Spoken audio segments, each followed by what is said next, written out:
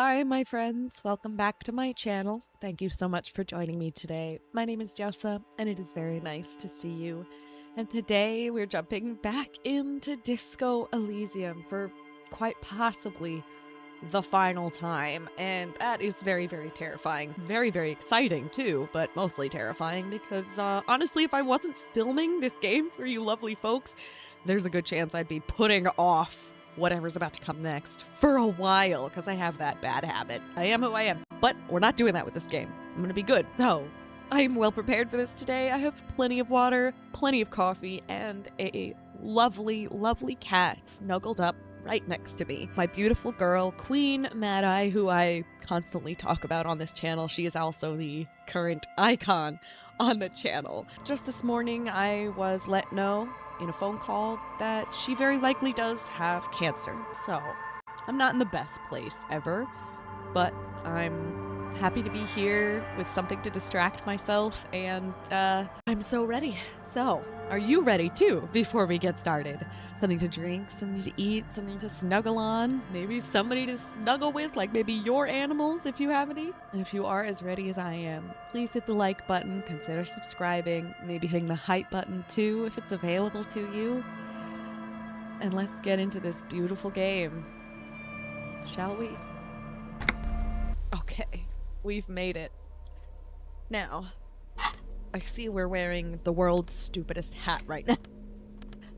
And I kind of want to put on my Dick Mullen hat, or maybe my fancy-ass RCM lieutenant's cap, huh? I love the Dick Mullen hat. It makes me happy. We have a -1 to perception. I have perception boots, right? I have perception boots. I also have these black monk strap shoes, which maybe I'll put on. But see, this is my fear. If I do that, then I got that -1 to empathy because of the armor. I think we should keep the empathy shoes on just in case. I don't know what we're going to be needing.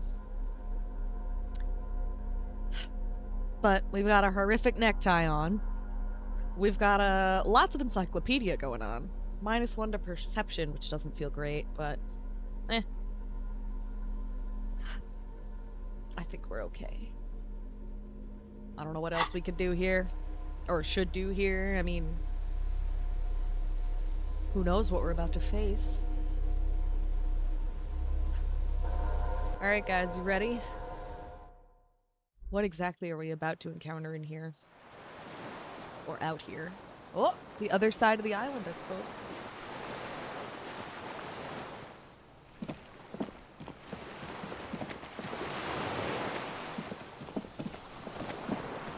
Lots of reeds. I wonder if the phasmid's out here. A rubber dinghy. It's deflated, broken. Small white flowers blossom all around you. Oh, man. My heart. Oh! That must be the guy the kids were calling the fire guy? Oh, this was, inside there, right?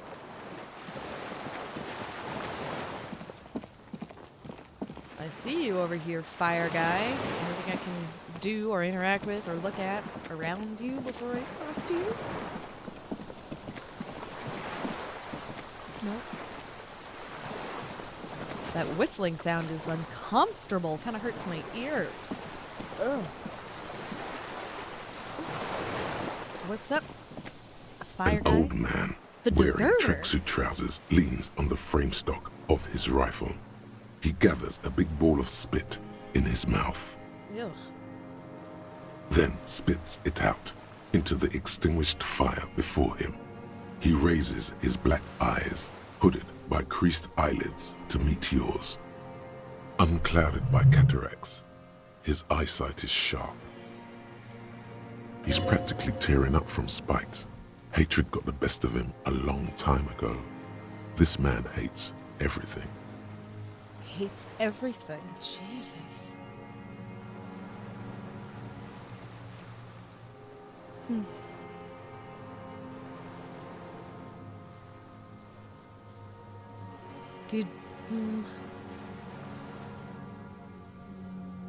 Are you the fire guy? I feel like he's not going to know what the heck we're talking about when you say that. Maybe he will. Are you the fire guy? The what now? Figured. I can't hear you. He cups his ear. Did you recently tell 2 kids to put out their fire? 2 twins? I may have. All sorts of little rats have come sniffing around, trying to give up the position. Fire guy. Regressive bourgeoisie henchman. Can't even talk like a grown-up. Like a grown-up? Those were little kids. Well, nice gun you got there. It's not nice. It's a piece of shit. But it gets the job done. He shrugs. Is that a Belmagrave? It's a Triangong 446. Oh, Southeast Samaran made. Exotic. Must be defunct too. No modern rifle manufacturer of that name springs to mind. A Samaran rifle. How did you get hold of one? It was sent to us by our brothers in the Sinyao commune. Military aid. he pats the rifle. The Sin Yao commune? You heard me. It's good now. Like chalk wiped from the board. His gaze turns inward. Did you close the blast door? I did. And you opened it. How? I fueled the generator, then used the console. I should have burned that console down. He shakes his head. How did you know I was coming? Reactionary rock and roll music. Playing on the water. There you go. We blasted our sad FM, and he heard it. Told you we shouldn't play sad FM. It was not rock and roll. It was sad FM. Thank you. Sad FM, huh? I always hated that station. Phlegmatic, counter-revolutionary dirges. Sadness is a mental illness. Jesus. A weapon of the bourgeoisie. No, it is not. Sadness is an emotion, sweetie. An emotion. The fascists were right about rock and roll.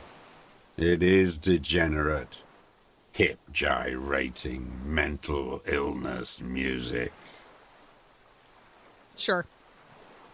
You've retained your eyesight, it seems. My eyesight? Yes. Helps me see all the shit. A shudder of disgust passes his right side. His left side remains motionless. Oh.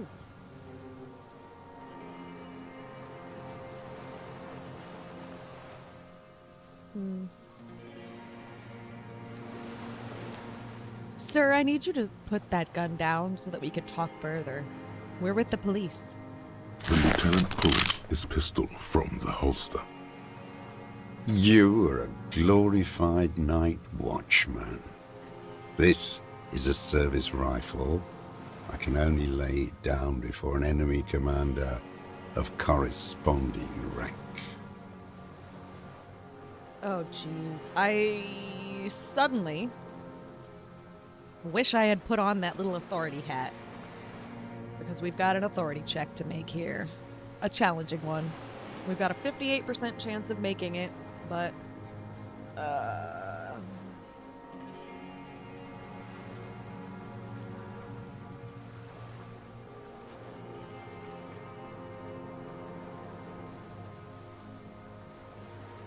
I wonder if it'll still be here if I talk to Kim first.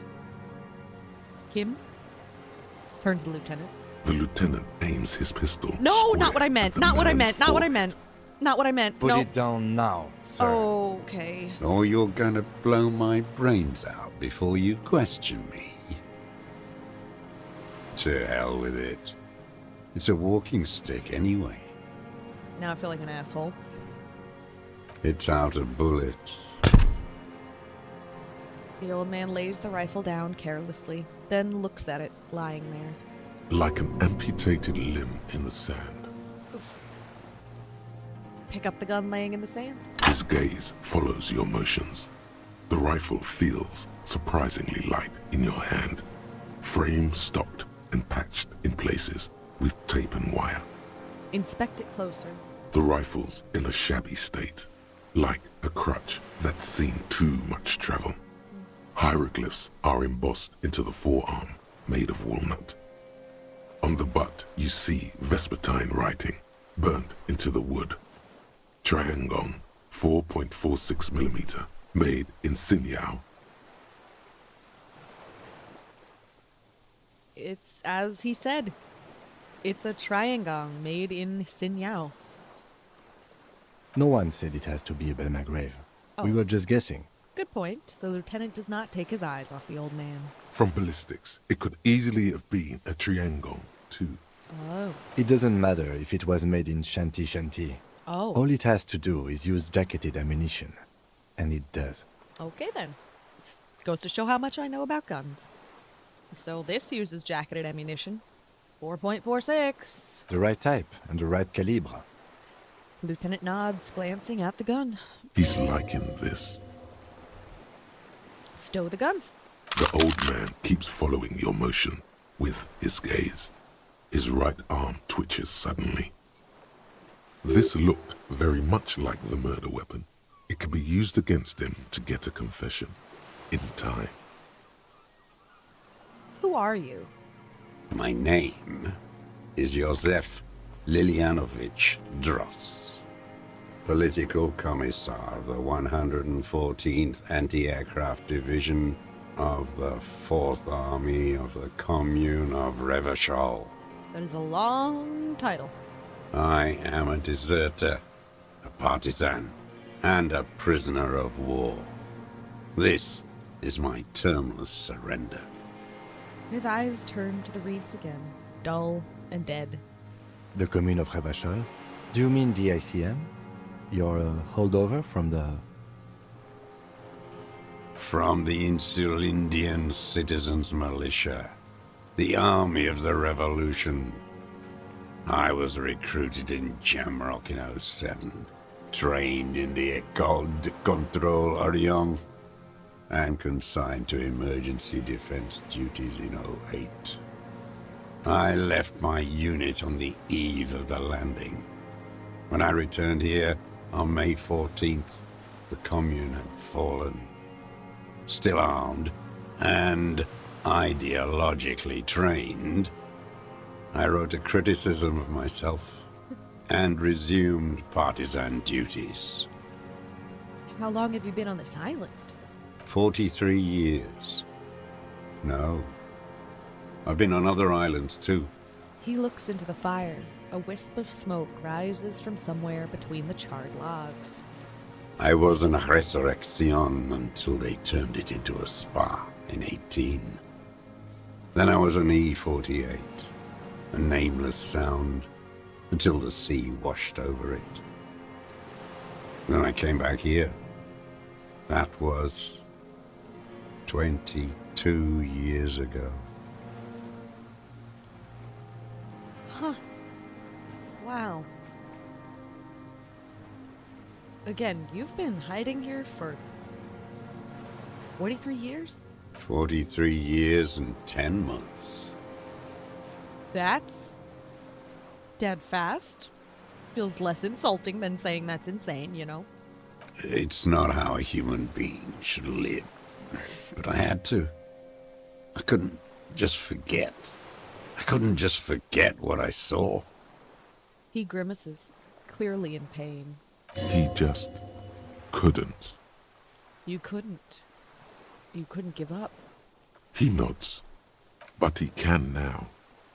What have you been doing during all this time? Hiding, fishing, waiting. He looks across the water. Where the afternoon grows late, on Rue de Saint-Ghislain, people walk home. Street lights will soon be lit. Further inland, the streets are alive with workers, men, women, children, street hawks and migrant laborers. The temperature is steady. Alto cumulus clouds form above Precinct 41. Two police officers step out of the Whirling in Rags cafeteria. Satellite officer Jean Vicmer inspects a series of burnt black letters splashed across the plaza mosaic. Patrol Officer Judith Minnow points west. The fishing village. She glances at her watch. We meet in 15 minutes. It's a 10-minute walk. So are they on their way over here, basically? Well, I mean, they don't have a boat. How are they going to get here? The officers go, leaving behind the writing, still smoldering. One day, it says, I will return to your side. Always waiting. The old man turns his eyes from the shore and back to you. Always waiting. For what? For her to return. For her to return? Her who? Girl child. Revolution. Girl child revolution? Always.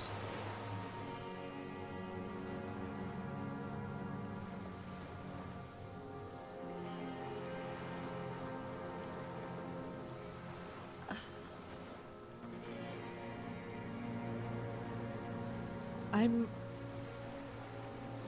afraid she's gone. The material base for an uprising has eroded. The working class has betrayed mankind and themselves. He nods and blinks his black eyes. The historic opportunity for a revolution has passed. It will not come back anymore, however hard I try, whatever I do. What has he done? Perhaps a confession will lighten the load. What have you done then? Yes, what? To get things going again? Fan the flame? There is no flame to fan. There is nothing left of the world, of our dreams.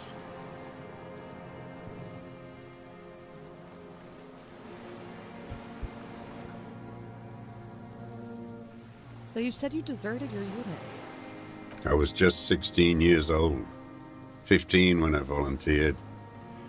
I had a lapse of faith. And of courage, too.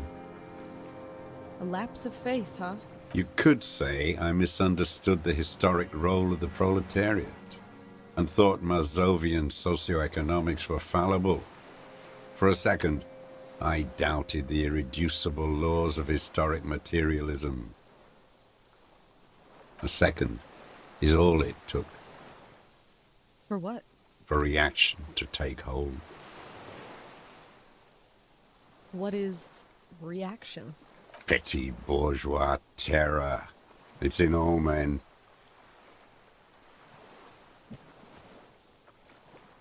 It wasn't reaction. You were just afraid. I would say, yes, we all have a tiny bourgeois person in us trying to run away. It wasn't reaction, you were just afraid. This last option, and when was this exactly? Didn't he just tell us it was 43 years ago? You were just afraid. It's the same thing. You haven't seen it. Not really. Not naked. It's impossible not to be afraid. And this was when? The lieutenant instinctively looks to his notebook, but does not take it out. May the 13th, '08. 44 years ago. The horizon was black with coalition airships. Their petroleum rose to the sky, and it looked like it formed the clouds. Storm clouds. When they started shelling, it was dark magic. Dark magic? The combined might of international capital. All at once, all the greed and terror in the world tore into Revachol. It lifted streets from the ground and turned houses into ghosts. We were in the flak tower, He gestures towards it. huddled on the floor. The artillery was 80 kilometers away in Ozon, but I knew the commune would fall. We would all be turned into ash. So I said I was going to the map room. He looks east. A terrible shame still within him. The lobes of his ears are red with it. The shame and smallness of what he became. You didn't go to the map room, huh? No. I climbed the chain link across the water and hid inland, in the bunkers there, like the weakest of the weak.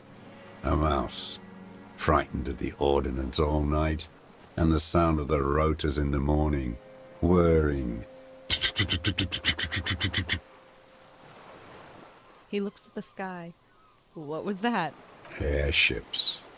I climbed out into hell. The landing was complete. The chain was submerged. I had to swim back. The fortress was half submerged too, shattered. They'd all drowned in the lower levels, or got torn to shreds above. The anti-aircraft gun had malfunctioned. So had I. I left them without ideological direction. It was real. I'd seen it. I'd seen it in reality. He opens his eyes and stares right through you. Some kind of great terror, worse than you've ever seen. Seen what exactly? The mask of humanity fall from capital. It has to take it off to kill everyone, everything you love. All the hope and tenderness in the world. It has to take it off just for 1 second to do the deed. And then you see it, as it strangles and beats your friends to death. The sweetest, most courageous people in the world. You see the fear and power in its eyes. Then you know. What? That the bourgeois are not human. Say nothing. Let him finish. I had to. I had to fight it. I had to never stop. Oh, the old man falls silent. His black eyes keep piercing your skin as he looks to some great distance behind you, shaking his head slowly, retreating from it. What is... It's not an island, Dwat. It's a defensive fortification of the commune of Revachol. And I am its last surviving defender. Okay, what was it used for? The congenitally deformed King Philip II built it to restrict access to the Bay of Revachol. We captured it in '02, retrofitted the fort with an AA gun to defend against an airborne landing. Against the whole world. You mean the landing, retaking of Revachol? Coalition military called it Operation Deathblow. Oof. I later found out on the radio they called it Deathblow. You're one of them. Tell me, who speaks like that? We had 50 million people on Caillou alone. Well, first, I'm not one of them. Sure you are. You're RCM. Answer me. Who calls an operation against 50 million people Deathblow? Coalition military, I guess. Iblis. Iblis? The black-eyed angel. What? Okay. How have you survived all this time? How does anyone survive? I steal. He looks at his worn running shoes. Now hold on there. That's a choice. You could have become self-employed, create the system. Wow. What do you steal? Supplies, vegetables. I collect rainwater. It's the life of a dog, not a human being. He coughs once more, then puts his hand on his belly. How is your health, Mr. Dross? I've been throwing up blood since winter. Red, like beetroot. Oh my Been passing it God. in stew, too. Girl, why are you even still here? You need help. The RCM can provide medical services. You need to be looked over. I need to die. You don't have medical facilities. You have guns. That's all they give you. Toy guns. A droll smile stretches across his mouth. We also have Druamine. True. We have Druamine and other opioid-based painkillers. You must be in pain. I have been running out of that stuff. A light goes on in his eyes. He smacks his dry lips. There's no way he could manage the pain without them. It's safe to say he is addicted to painkillers by now. Honestly understandable.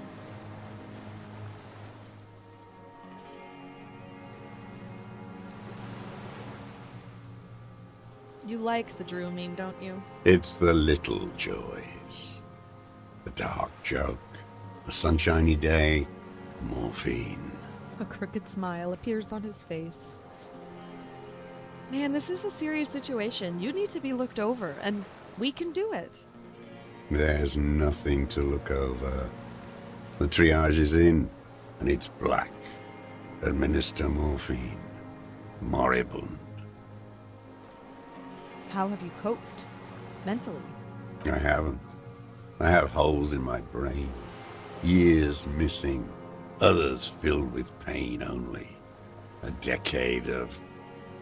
His eyes roll into his skull and back. I don't even know what. Inferno?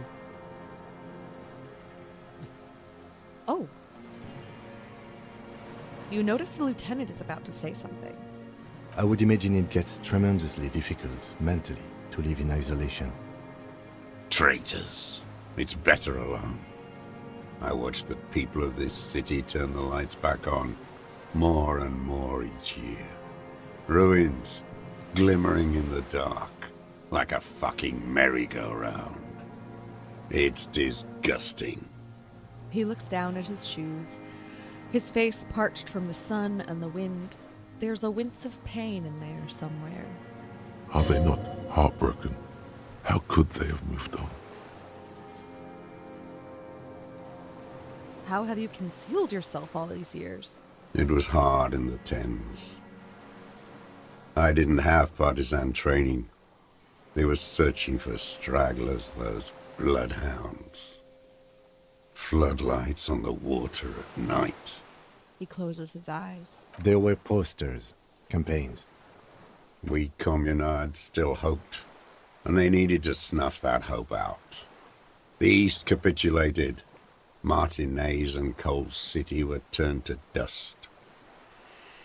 But Jamrock, Forburg, even Coron, and Boogie Street, of course. Those fucking kips had Marsov coursing through their veins. And others too.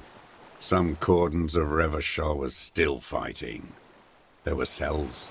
I tried to contact them. Soon they all went silent. The frequencies dead. How did you get between here and the mainland? At night, I used a dinghy. Oh. I only went after dark then. When I got to the city, I stayed underground. Patrols, you lot, the commons too. They'd started snitching. In the city, you move underground? From bunker to bunker. Not anymore. No one cares now. I don't even have to hide. They think I'm another antisocial vagrant. I could walk straight into that town if I wanted. I just... He falls silent, his gaze fixed on the shacks huddled together across the water. Huh.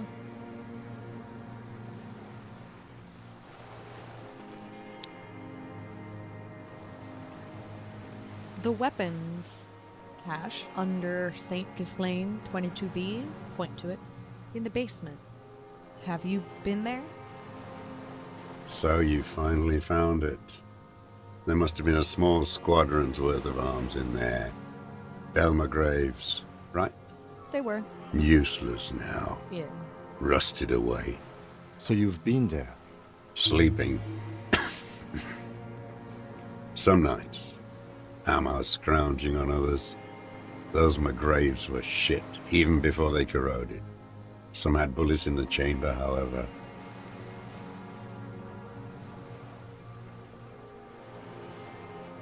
I guess I'm curious what he would say to that.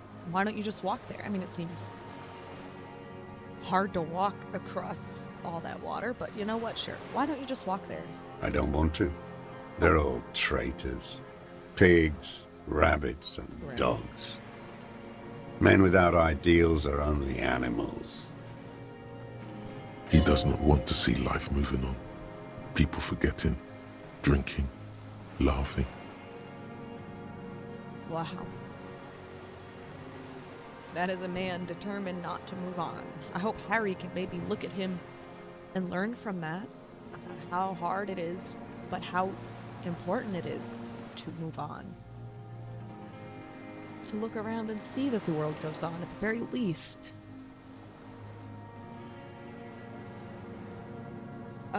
There's a small bunker under the Feld building. Have you stayed there? The propaganda bunker. I used to, but not anymore. Propaganda bunker? They stored leaflets there. Broadcasting equipment, too. Made broadcasts, I think. Propaganda officers. I buried them with their leaflets. They killed themselves. 2 young boys. Young boys killed themselves. A lot of our boys did. I spent some winters there. Never liked it. Kept thinking of them. No need to go underground anymore. It's better in the ruins, on the ground. Okay. Well, one more question. Do you smoke Tiamatiri cigarettes? I do. He coughs. You ever smoke them on the mainland? Point to Land's End. They're good. Plenty of tar. I like that boy on the pack, too. Reminds me of the last century. This man is stuck. He is stuck in his past. I feel really bad for him. Even though, well, I guess he's probably a murderer, so I don't know. Tell me another thing. The old man looks across the water, at the city, the ruins, the motorways rising above it. Which one should I ask first? So you're a communist soldier from the communist army? I'll go with that first, I guess. No, I am not a soldier. I am an ideological officer. I belong to the party, not the army. Oh my god, my cat is really bumping the mic. Hold on. Sorry, she's really trying to get comfortable, and I think she's finally comfortable. She loves to sit next to my mic, and it causes me all these problems.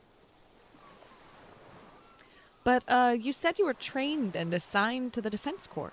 Trained in historical materialism, then assigned as a political commissar by the party. These things used to mean something. Wait, what does a political commissar do? The old man does not answer. He tilts his silver head and looks at the reeds. You see a small tremor pass through his legs. His job was to assure the army answers to civilian control and follows the ideology of the Commune. The lieutenant says softly. Scientific communism. A commissaire politique is a knight philosopher of the revolution, a future human. He was like a cleric, a shepherd. So, you were kind of like a priest? I mean, maybe. No, the opposite of that. Oh, A okay. future human, not a human of the past. Okay, well, that means you're a trained communist, right? He nods slowly. Then another tremor. Point to yourself. I'm also a communist. No, you're not. You're a liberast. Okay. You should engage him about inframaterialism. Impress him with all the ideas you picked up from the reading group. A liberast? A liberal and a pederast. It's what most liberals are. I'm not a liberal. I told you I'm a communist. Detective, we have not come here to discuss ideology. The lieutenant gives you a stern look. He then turns to the old man. We have come to ask questions regarding a murder investigation. The old man spits into the fire pit. He does not say anything more. A jitter passes his lower body. He's not well, huh? Poor guy. There's definitely something off with his body. Something more than just metabolism. I mean, probably yeah. Okay, I could ask this again about the communism. I kind of want to. No, I am not trained. He nods slowly. Then, No, you're not. you should engage him about inframaterialism. Impress him with all the ideas you picked up from the reading group. I really am a communist. I have communist thoughts in my head. All the real communists are dead. They died fighting for communism. Are you dead? No. You're an inert lumpen with a gun. His voice turned into a hiss. Detective, we have not come here to discuss ideology. I know. We have come to ask questions regarding a murder investigation. I know. The old man spits into the fire pit. There's definitely something off with his body. Something more than just metabolism. You said this is your termless surrender. You're with the RCM, the coalition-appointed mob that enforces bourgeois morals in Revachol.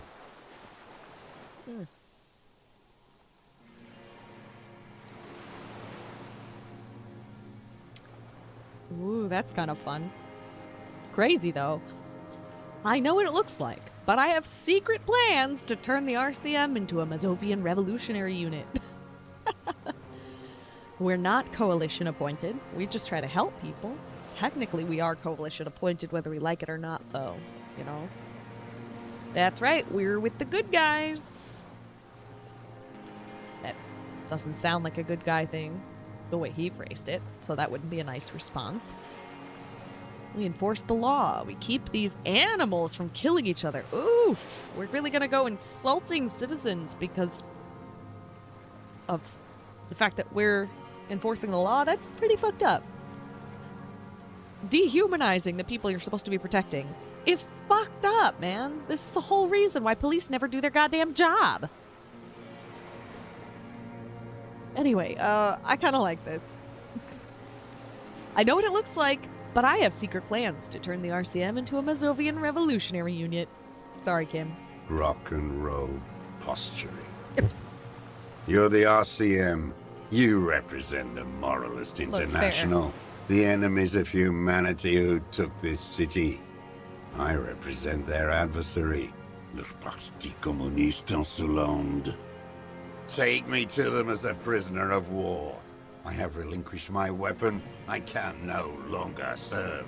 No superiors can relieve me of my duty. You bulldoze them all to a mass grave for trying to free humanity. His hand shakes, and he breaks into a coughing fit. A spray of blood from his mouth on the black charcoal in the fire pit. Okay, I have another serious question for you. There's nothing serious in this world. It's a farce. He looks at the gun in your hand. Ooh. Ugh. What have you been using this gun for, man? I've used it for killing people.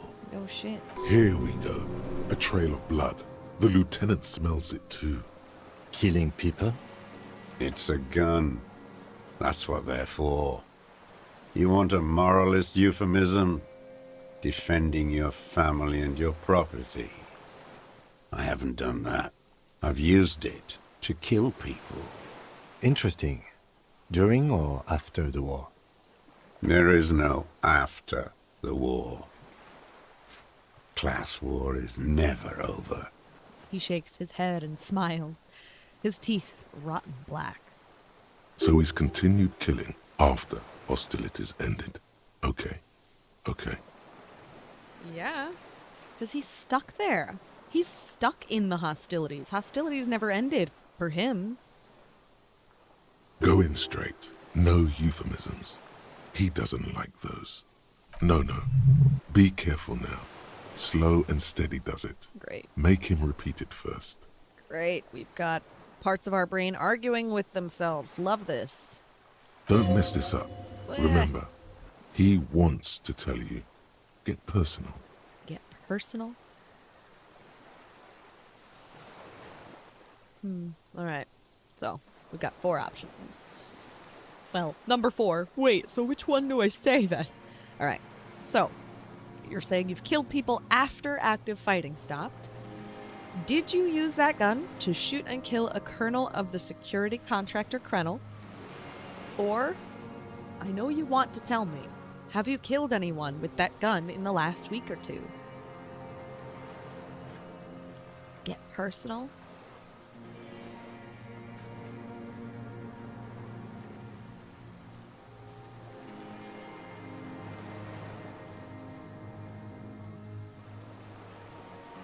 Fuck.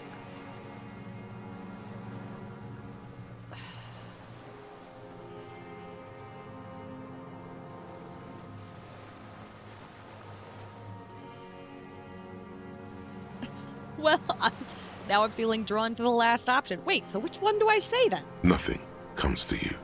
Silence. His black eyes look at you, I kind of hoped it would just let me pick one and after in that. them Fuck! a chill, like electricity running up your spine, crawling into your skull. What? All is not as it seems.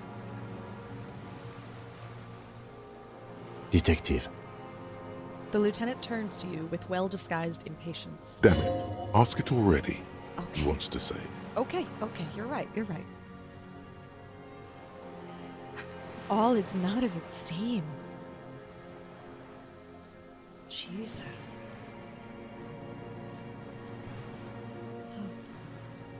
Okay, hold on. There is no after the war. That first one feels way too, like, obvious, I guess. Maybe I really should. Fuck. Be at least sort of direct. I know you want to tell me. Have you killed anyone with that gun in the last week or 2? I don't want to tell you anything, you grotesque murderer. Womp womp. And why did you think that was a good idea? Don't listen to me.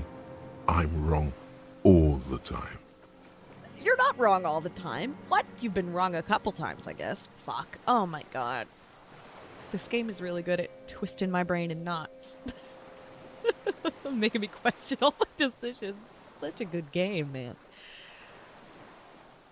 Okay, did you use that gun to shoot and kill a colonel of the security contractor, Crenel?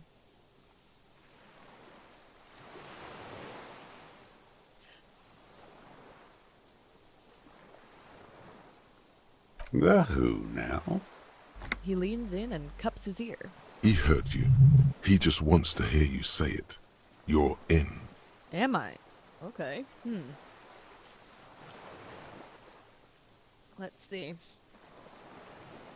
The corpse in ceramic armor, hanging behind the whirling in rags. Did you shoot him? Or we could say the fascist death squad who took a bullet in the mouth on the night of March 4th. We could say his name was Lely. He was a part of a security detail here in Martinez. A beautiful, strong man sent here by the Honorable Private Military Company Cornell. No, thank you.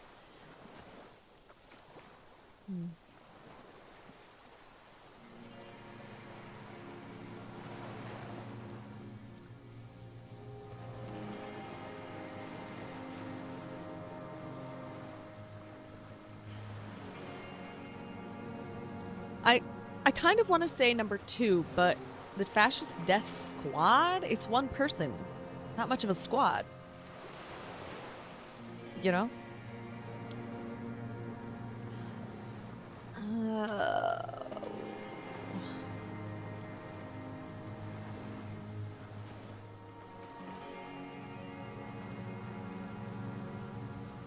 The fascist death squad, sure, who took a bullet in the mouth on the night of March 4th. Oh, yes. That one. He looks up at the sky, Ugly piece of work, that boy. clicks his tongue. Did you kill him? The lieutenant takes a sudden step towards him. I am a son of a welder and an officer of the commune of Revachol. I do not collaborate with murderers and pederasts of the liberal regime. Tear into him. Pile it on him. Everything you got on him. The more, the better. The scent of blood in the air. But what else? There was something you can't remember. Something I can't remember?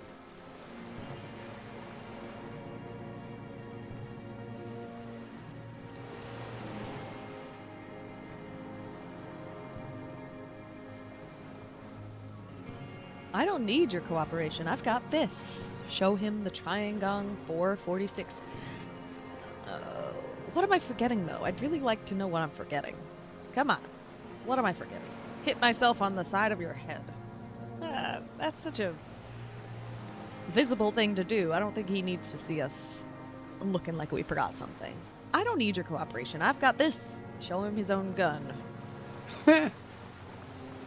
Not a lot of guns around that use military-grade ammunition, are there? It's a real gun. Not like your little musketeer pistol.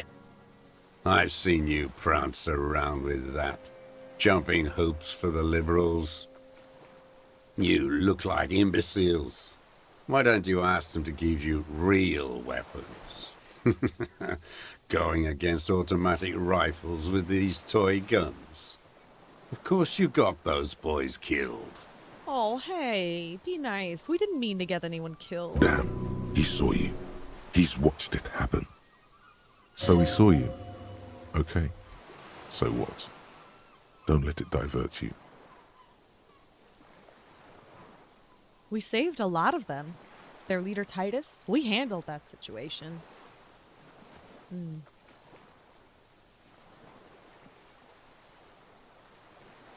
We did.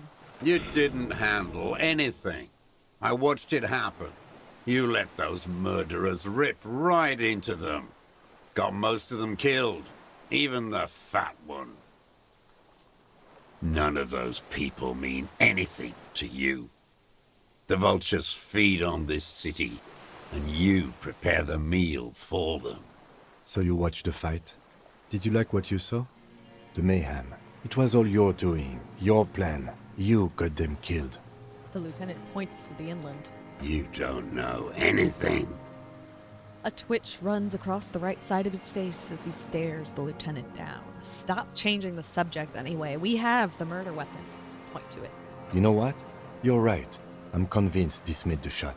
Should we call it? The lieutenant looks at the weapon demonstratively, dramatically ask, "You think we have the murder weapon?" 4.46 jacketed ammunition, modified for range. We have it. This is it. I'm calling it. We have the murder weapon. Good. Woohoo! The lieutenant takes out his notebook and draws a single line. This feels good, doesn't it? Tearing things up like this. When you have the murder weapon, you have the killer. Murder. The old man does not say more. He just glances into the reeds and then twitches once more. Like a marionette on some invisible string. This pushed him, but not enough. Just a little more.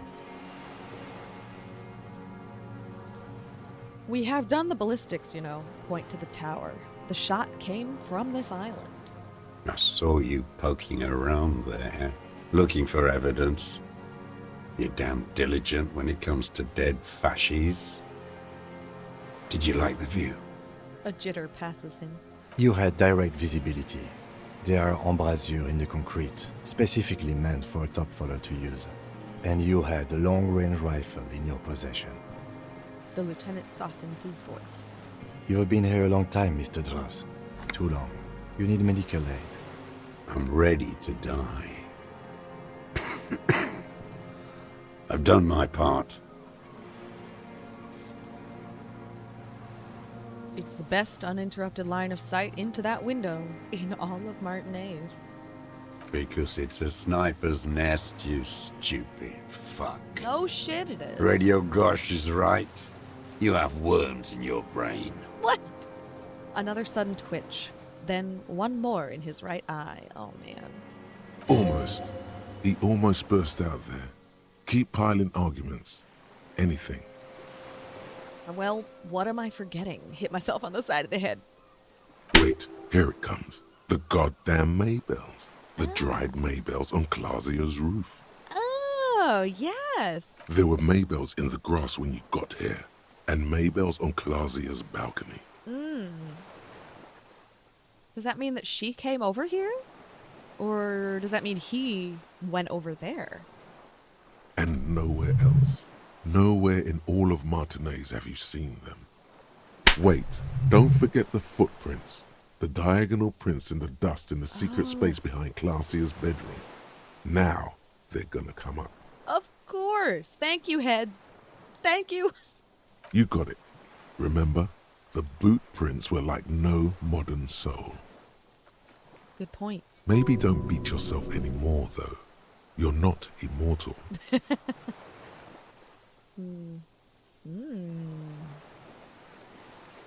Maybells. Behind the victim's window. I saw them growing here, too. Point to them. Damn Maybells. The whole island is turning white with them. He looks at the blossoming field. He seems tender suddenly. Nostalgic even. A strange mood swing. So many this year, too. The spring is coming. No, it's already here. Wash the filth away. I haven't seen these flowers anywhere else in Martinez. Only here. They blossom on the islets before. We fertilize them with our blood.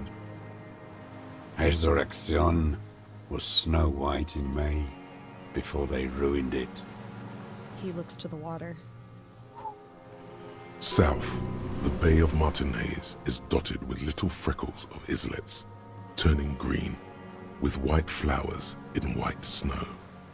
The coast, too, before they piled their containers on top of it, filled with broken, useless trash for fat-fingered bourgeois children to play with. You must get around a lot to stay undetected all these years. Do you know any secret paths? Pinball workshops? The lieutenant's voice is soft and friendly. I may. A curious tremor passes his face. A young woman called Clausia. Ring any bells? Flowers like these were behind her window. Clausier. You know her, right? She had intimate relations with the victim, the mercenary. With the victim. He turns his sight from the whitening field of flowers and falls silent. Then the muscles in his jaw twitch, a spasm. There is a small tremble, looks like a smile, a crooked smile, yet isn't quite voluntary. He's about to burst. Don't leave any loose ends. Get him on everything. I wonder what brand of boots you're wearing. Everything is brands with you individualists. Who cares what brand my shoes are? Sansa. Some shit. He looks at his running shoes covered in mud. Show me the soles, please, Mr. Doras. Fucking imbecile. It's called forensics, my man. The old man stretches out his leg. A black and white spiral pattern covers the soles of the worn-out old running shoes on his feet. The maker is called Sansarique, and the size is 42 to 44. These are not the unusual horizontal pattern soles you saw in the dust on the floor of the hidden room. They do, however, seem to be about the same size. Ooh. The size fits, but not the sole. The lieutenant comes to the same conclusion.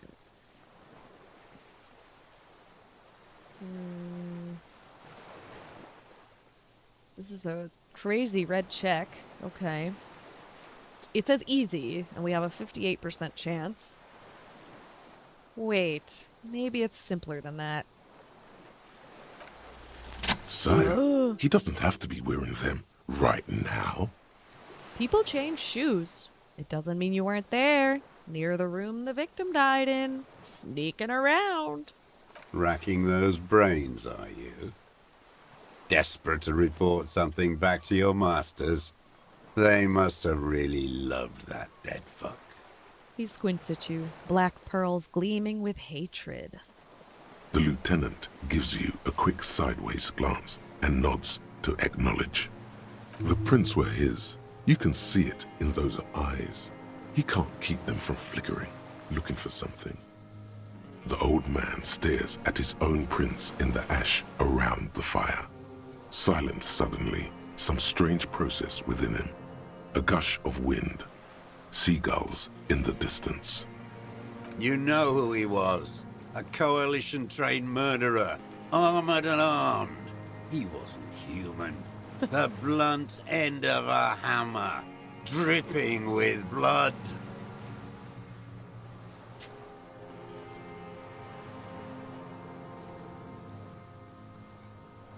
He was a rapist. I'm not saying he didn't deserve it. He was a killer, but he was still under the protection of the law. He was a soldier, too. He was a man. He was a man. Even if a killer, even if a rapist, he was a man. Life matters and all of that, but I will say, once you are a rapist and or a murderer, I care so much less about your life.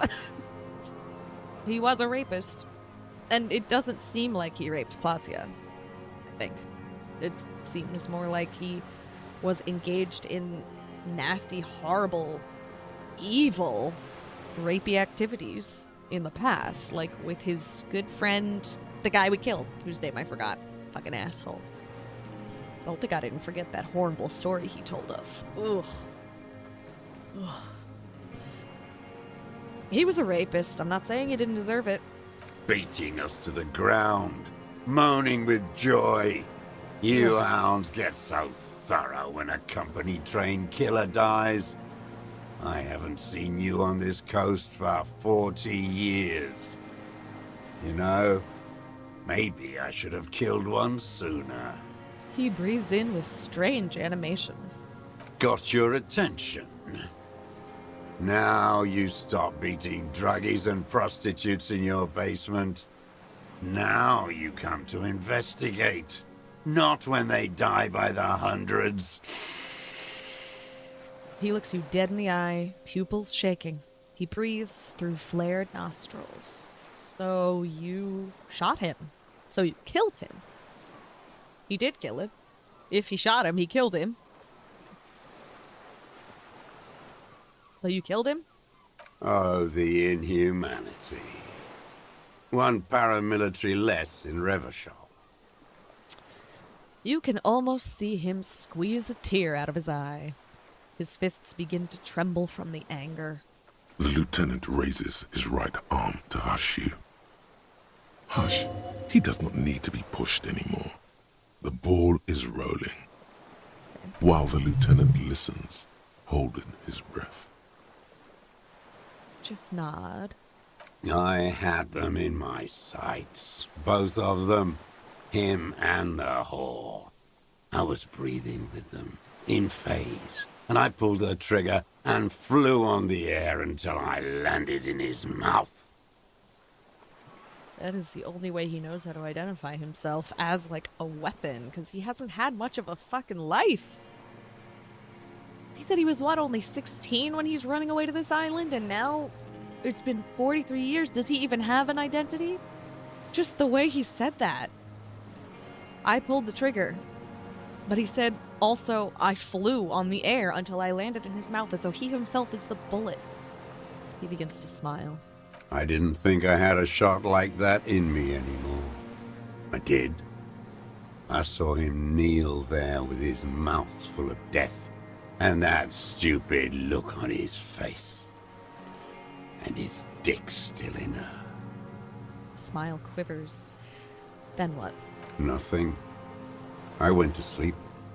Next morning there were Maybells everywhere. The world was white. Or what's left of it anyway. My last spring here. I knew the fascists would come to avenge their own. You want to go? Okay, I'm gonna have to check on the mic again. She has settled down, and I believe things are working for now. So. And so they did. Mr. Dross, are you aware you're confessing to murder? The lieutenant asks after a second of silence. Yes. A single word is all he gives. And you were looking at them, the victim and a young woman, having sex, through the scope of your rifle that night, before you shot him? The lieutenant takes out his notebook slowly, very slowly. The old man nods. Why? Because that's what they were doing. He shrugs, then smacks his lips. The motive. This is where the motive is going to come from. You can coax it out of him. The lieutenant's preparing the ground. I don't understand. Do you, detective? I don't understand this part. Why were you looking at them that night? I'm always looking. He cocks his head to the side, then turns his eyes to the city. Another tremor passes his right side, lower in intensity. Are you always looking through the scope of a rifle? I'm just trying to understand. A rifle scope has the best magnification. Helps him see all the shit. And if you don't like it, If it's part of the shit you see, then you pull the trigger? Yes. Think of it as a form of critique. he looks the lieutenant in the eye. Start with when he first saw him. It will give him a chance to ramble. Okay. Well, when did you first see the deceased? 3 weeks ago, when the rich hag came in on her galley. Her honor guard came in tow. By that, do you mean Joyce Messier, the Wild Pines rep? I wonder if he even knows who she is. If he's just been in isolation all this time, it doesn't sound like he knows anybody's actual names or anything. Rich hag? Wrinkled up whore. Ugh. Ugh, ugh, ugh.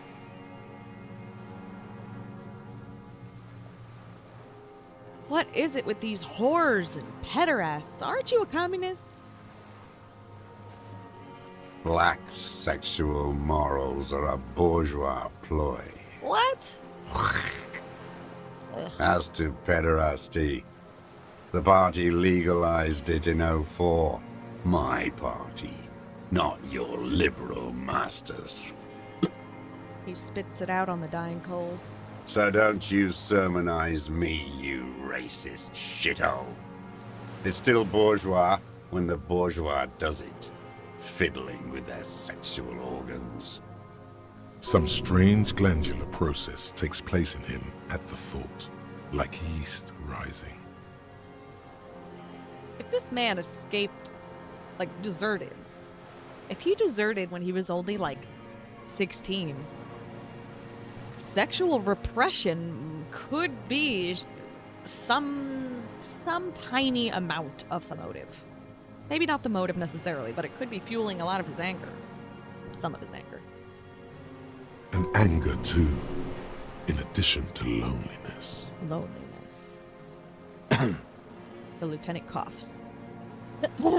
Moving on. The victim arrives sometime after her. They moved into a deserted apartment above the roundabout. Radio equipment out for all to see. Reactionary radio playing, sloppy and drunk. I've seen their kind during the landing. Those Occidental and Mesk phalangs weren't conscripts. Boys like us. They were whites. All they know is to destroy and hurt. Whites? Barely alive. They like to kill while they're on their drugs. After the landing, in the burning years, I would take shots at them. End them. The worst ones, if I had a bullet to spare. I could see they've returned now to show their real face. The face they don't dare show their bourgeois voters back on Mundi. with their families and polyester clothes. This is a white chick. I'm surprised.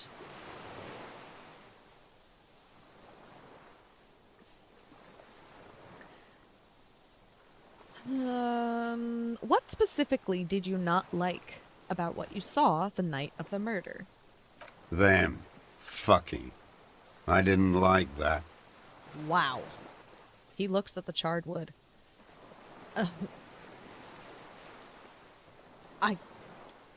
Shit, dude.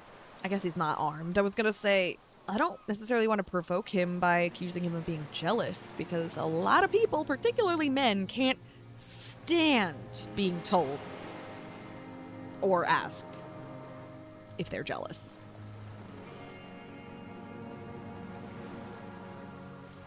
Oh my god, I can't resist though. I want to know what he says. So you were jealous. Jealousy is a reactionary concept. I didn't like the Reaver enjoying himself, drugged out, soothed in the arms of a young woman. I wanted him to die so he could not enjoy life anymore. And I wanted to see his head explode. That too. She should know better than to hold a child murderer between her thighs. I knew he'd be there for one more second, writhing. Ugh. Jesus, so he wanted to punish her too. I wanted her to see his head explode. That's all it takes for the bullet to reach his head. Now that I think of it, I wasn't aiming for his mouth. I wanted his brains to spill out on her. Jesus. But you can't have everything. Either one would have been brutal. It was already brutal enough shooting him through his mouth, but my god, imagine. Actually, don't imagine. Oh my god. This man has seen past her, like you did. And now he longs to see her covered in blood. To punish her. How long had you been watching her? Since she came to Martinez, I saw her sneaking in the reeds early in the morning, behind the Feld building. It was dark, still winter. She didn't have her skimpy outfit on then, just a spot in the night, moving. Sneaking around early in the morning behind the Feld building? What the fuck? What was she doing? Past the Feld building on the coast? What was she doing there? Hiding something in the water. She had a fag after she'd done it. I was up in the ruins there. She couldn't see me, but I could see her, smoking. She was nervous, but not scared. And beautiful. What do you think she hid there? Her passport and tickets to Villiers. And from there to Cachet Brut. That's very specific, sweetie. I don't think he needed to think about it. He probably went and looked and found whatever it is that she hid. Because that's very specific. In the free state of Seminine, hidden away at the edge of the earth, near the Pale. Some kind of hidden container on the coast? You looked into it? Yes, after she'd gone. It was a submersible. Well made, actually. Sloppy. We should have gotten her to tell us about this. Did you take the documents? No, I put them back. Why would I take them? I'm not going to film. Oh, I mean... He seems confused momentarily. Moving on, did you continue watching her after this? I did. She had a face like an archipelago, with those birthmarks, and a body hard and lean and bruised all over, black and yellow. I could see she's taken a beating. I could see who she was, too. A spook, on the run. Revachol's the cloaca of capital now. All the bagmen and arms dealers end up here to do drugs and have sex like animals. You could tell she was a spook from the documents? She had different color hair on the photo, and glasses. Forged. Damn. Some sordid bourgeois affair. I've heard about this kind of thing on the radio. How did you see all of this? The bruises? That she was beaten? I'm not blind, am I? He shakes his silver head. Ooh, look at this. Reaction speed check, okay. It's a red check, but we have a high chance of it, 83%. How does he know those minute details about her body? +1, because we saw those footprints in the dust. +1, because we found the peephole. And +2, because could have changed shoes. Let's do it. Let's try it.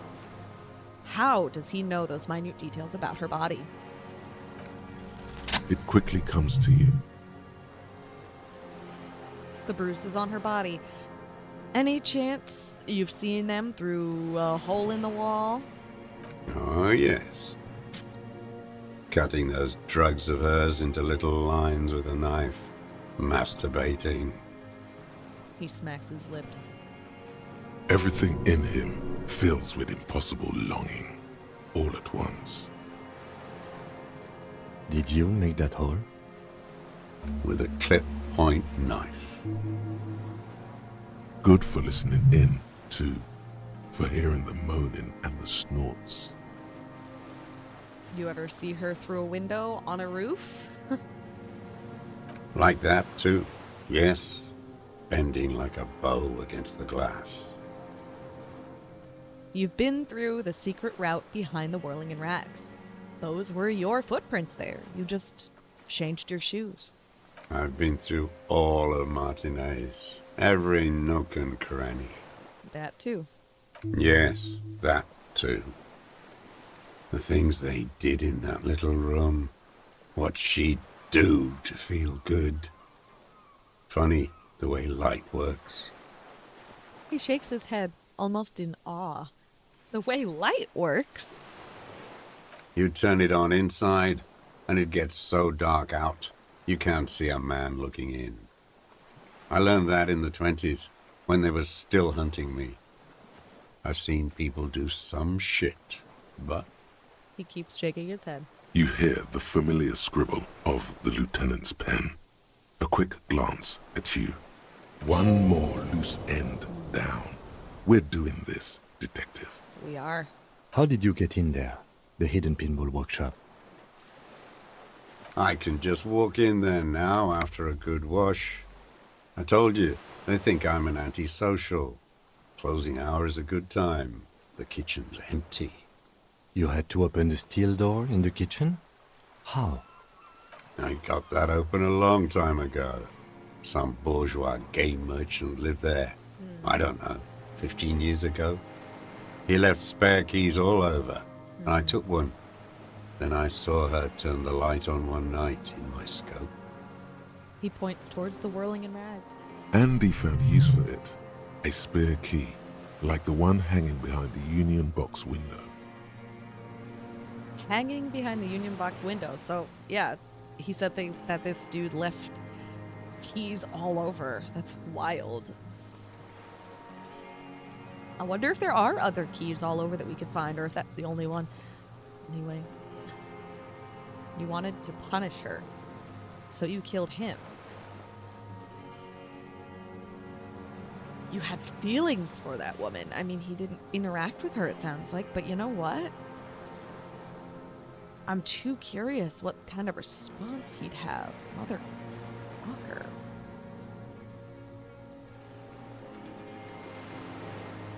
You had feelings for that woman, didn't you? There's nothing to hold on to. Only this. It's not enough. The coals of his eyes glisten suddenly, like stones dripping with water.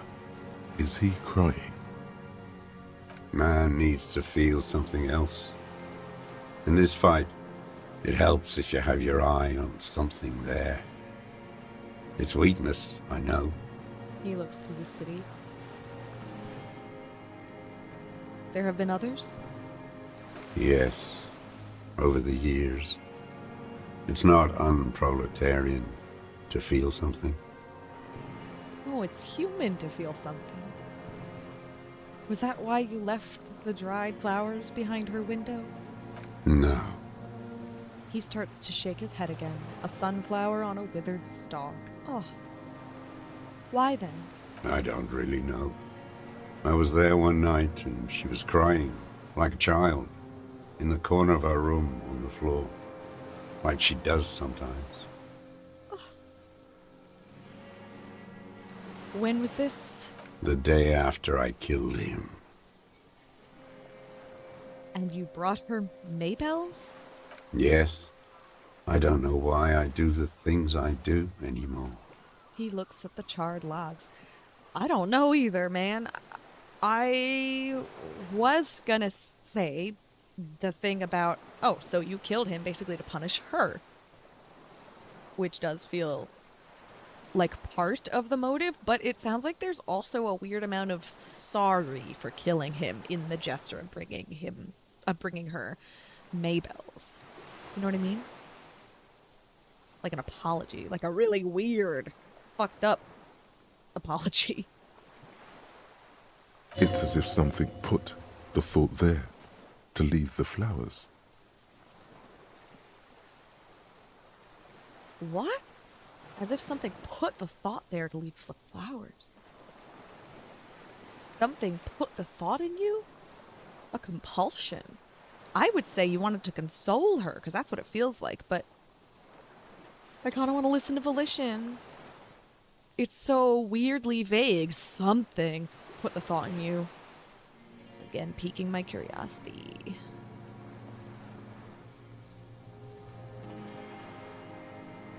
Something put the thought in you. What do you mean, put? He raises his eyes. They're round and wide. A brief flash of terror. Terror? Oh my god. I just got this feeling from what you said. Do you agree? Maybe. I told you, I have holes in my brain now. I wouldn't just sit here waiting for you. He lowers his head and just stares at the logs. A sudden pang of rage. If you came 10 years ago, I would have killed you. He wipes his eyes. In the silence, the lieutenant draws a line in his notes, then nods at you once more. One more down. Jesus Christ. You wanted to punish her, so you killed him. She practically breastfed that man. You wouldn't believe the things she let him do to her. He shakes his head and stares at the ashes. Whether I'd believe the things she let him do to her or not, man, it's not any of our business. Because she is an individual who can do what she fucking wants with her own individual body that does not belong to you. You stare at them too. In your mind, her innocence day still turns to leaf, airport bag in hand, silks flowing in her wake. Oh my god. The dream. See you tomorrow, Harry. Her voice rings in the evening air, burning. No, I don't think like that. No. You saw through her, so did I. The funny thing is that I didn't see through her in any way. She fully compromised us, which I am never going to stop joking about. We are even more compromised than Harry here. I'm more compromised than Harry here, probably. I trusted her for whatever fucking reason. But it still doesn't really seem like she did much. To him, I mean. Like, I don't think she... This game has really been kind of making us go back and forth emotionally when it comes to Klaasje. She seems trustworthy, there's a doubt in our minds, but I'm kind of trusting her anyway, and then the doubt grows and grows, and then we regret. And then the whole interaction with Ruby and everything, it starts to feel like maybe she killed him, you know? Maybe there's something we're missing and she's really more of a liar than we thought. And now here we are meeting the murderer. And I don't know. I don't hate her. I don't think she deserves punishment. Certainly don't want to say that. We don't hate women.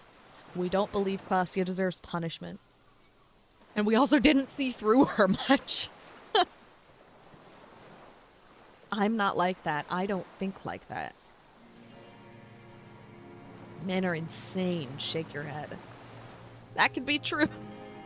That can be pretty true. There's a lot of weird shit men do and say and think about women that doesn't make any sense.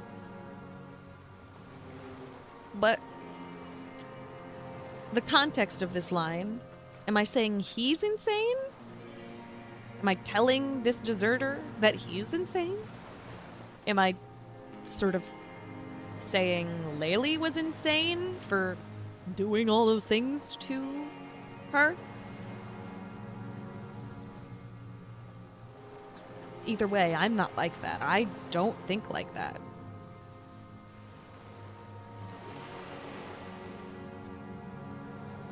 No one gives a shit what you think. You and your cronies kill 10 working-class men a day. Oh my god. I've heard the statistics on Channel 8. So, whatever, man. In conclusion, it wasn't even about him, huh? It was about her. Just not in the way that she expected or we would have expected. Her. He repeats, staring at the ashes, then the reeds. There's a twitch in the corner of his eye. The lieutenant nods at you in acknowledgement. That's it. Motive. We have it. Where is she, that Clasier? I haven't seen her there for days. The old man looks at you. She got away? We don't know where she is. She got away, but she let us hear first. She figured out someone was watching her from the sea fort. It's true. She figured it out. Gone. I knew it. She kept staring into the scope this last week at the island, like she knew. He sighs. She'd look at night, crying or smoking on the roof, staring right into me. It doesn't matter. He adds, to no one in particular. Midtown, across the Bay of Revachol, the oceanic wind washes 40-story towers.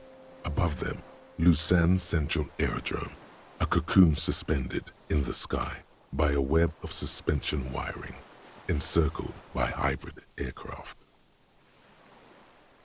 Look north. On the platform, a young woman is withdrawing from amphetamines, barbiturates, and alcohol.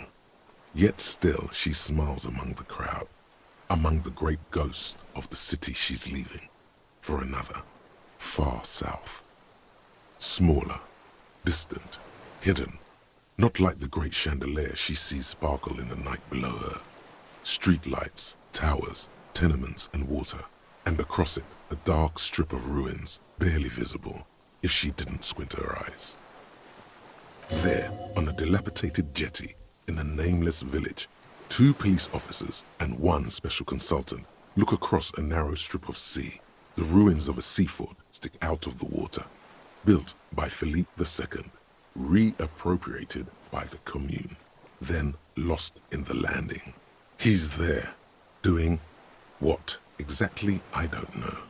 Satellite Officer Vic Mayer points at the ruins. Behind that anti-aircraft something. That's why we can't see him. Special Consultant Heidelstam is optimistic. We'll see the boat when he comes. Let's go get a coffee until then. I know this interesting little place. Where? His voice trails off as the 3 walk down the jetty. As the men go, Patrol Officer Minnow looks back over her shoulder at the crumbling fortification like a rotten tooth rising out of the water. Good luck, Harry, she thinks. You need something good for this.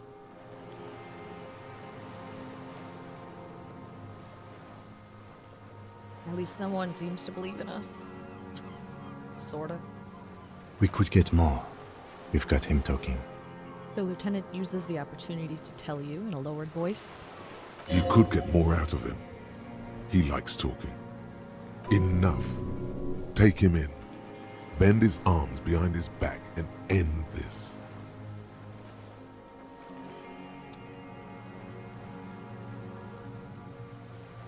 Have you been looking at anything else that you haven't liked? Curious. A tragic comedy. Druggies, prostitutes, and rentiers. He shakes to life. A strange little engine seems to fire up in him again. It straightens his back. Detest pushes the cobwebs out of his eyes, pushes the melancholy aside. He relishes it. More specifically? Specifically, the whole city is a charnel house. Stripped clean and draped in neon. But Martinez is the worst. He shakes his head in grave disgust. How come? Because of the racists. Fair. Everyone is a racist in Martinez. It's their favorite thing to do in the whole world. Listening to race-themed radio shows. In the ruins, in their lorries. He points inland. Pumped full of steroids and Radio Revachol 92. Race this, race that. It's all sanctioned by that Social Democratic Union and the farce of a Social Democrat who runs it. Mr. Clare? Yes, the fly larva in his container. He let some nihilistic advertising yuppies erect a statue of Philippe III, a syphilitic murderer, on the town square, to spit on the working class. Let him finish. Don't interrupt. Not since the serfs of ancient Pericarnassus has history produced a more inert social class than the Martinez proletariat. The rest of Revachol at least pretends to rebuild. These people still live in ruins. In tents, like animals, like those boom-boom morons on the ice. A pity they didn't drown in that tent of theirs. He keeps shaking his head with sorrow over the sight he missed, pointing at the church. Nod, I guess. The worst of them is the blood-drenched Sucrion on her yacht, licking her lips. The old whore's gone now. Her gun-toting porcelain men are dead. So, actually, no. The worst is that old cock parading around in his uniform, throwing balls all day. It's not enough that the racists and liberals are dancing on our graves. The old loyalist ghouls still parade the ruins too. Every morning he's there, while the parasites he fought to protect are off in Ozon, or Quayamoran, or some other island they built their palaces on, feeding on drugs and having sex with their own children. Oh, God. He's talking about Renee, isn't he? But Renee died. Say nothing. That's all the rich really want. Sex with their own children. Oh. Throughout history, even the royal bloodline of the suzerain, it's all just an excuse for them to have sordid sex. At least that old cunt, Frisell, is now dead.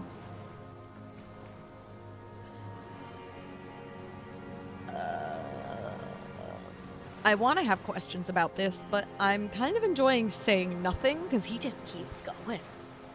He keeps going.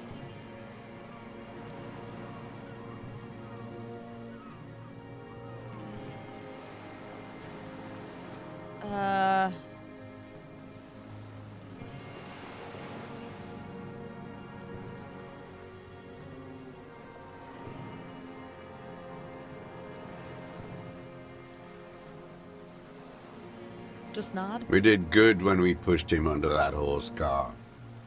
If only, in the 30s, those disco whores. Oh boy. What follows is ominous mumbling. You cannot make out a single word. The disco whores are too much.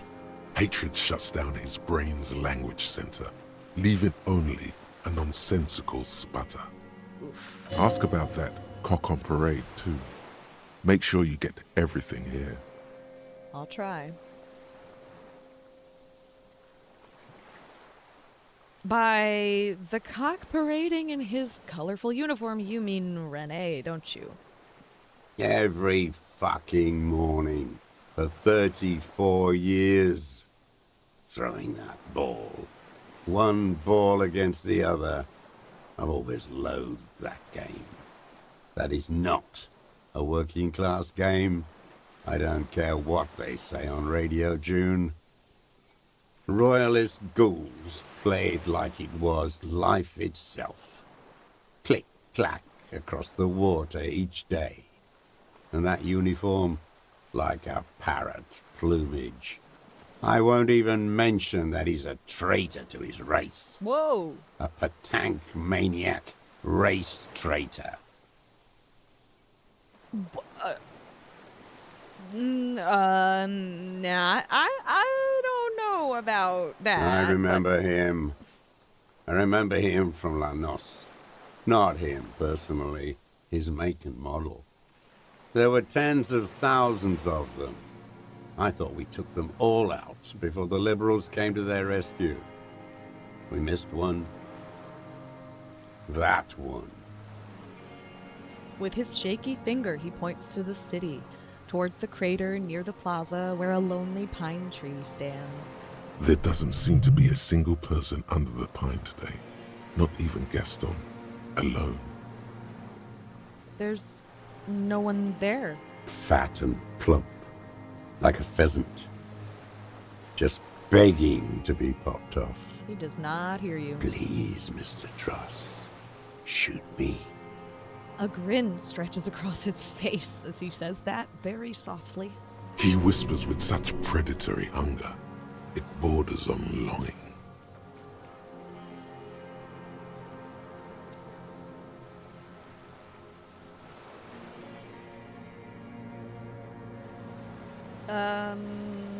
Let's definitely back off now? Calm down? Well,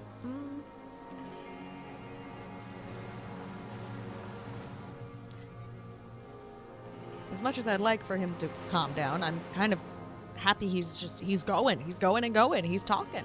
We want to keep him talking, don't we? You'd like to kill him, huh? Not yet. I like to look at him strut around, place the crosshair on his medals, right on his face, and just fiddle the trigger. Think about it. Let the bomb melt in my mouth. Save the treat for later? The lieutenant asks cheerfully. He is a juicy bonbon, that one. A real treat for the black day. The blackest. When I put that gun in my own mouth, I think. No, don't waste it. Put this lead in that cock, Renee. For the boys he killed. And then I look at him throw those balls, and I suddenly feel He lets out a wistful sigh. better. I even hid one bullet, so I'd always have one. For him. Huh. Haven't seen him around lately, strutting around. Must be down with arthritis. I hope it hurts like hell. I hope he sweats blood. The lines on his face straighten as he looks inland. Well, we got some news for you. Hearing it may destabilize him. You sure you've gotten everything from him? Ooh.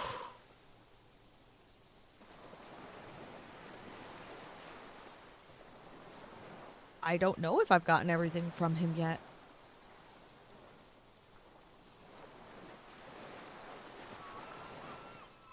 May destabilize him.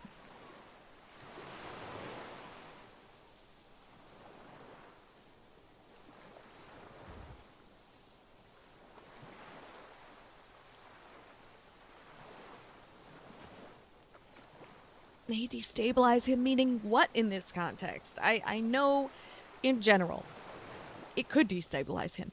Absolutely it could.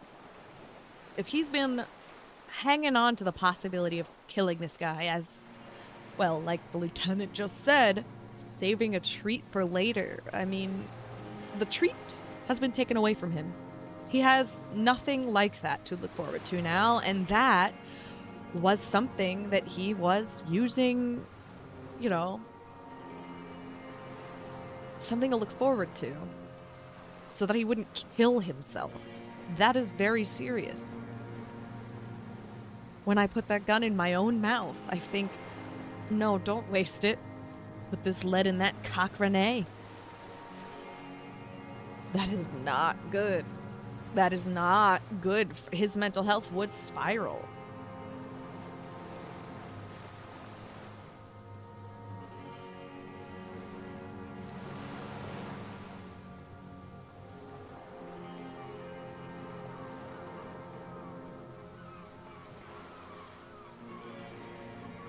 I guess I could lie for now. Bad arthritis, yes, he's not playing this week. Or I could say nothing of the sort, you know?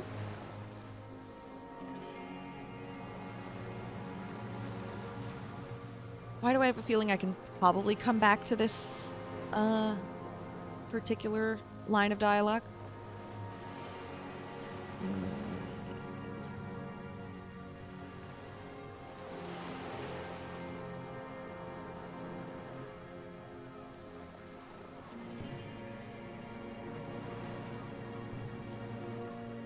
What if suggestion is wrong again, though?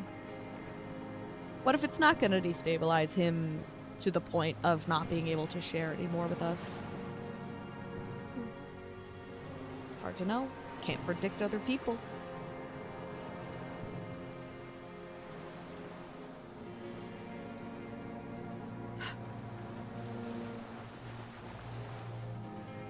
Maybe the destabilization would actually be in our favor, you know?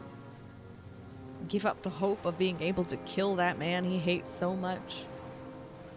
The only things left in his life would be, you know, to kill himself or go with us, go to prison, whatever it is.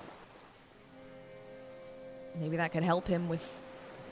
Help feels like the wrong word there, doesn't it? But help him give up, basically. It could be what he needs to move on from that desire to kill this guy, to kill anyone. Well, not anyone, he's too angry. I think he just wants to kill.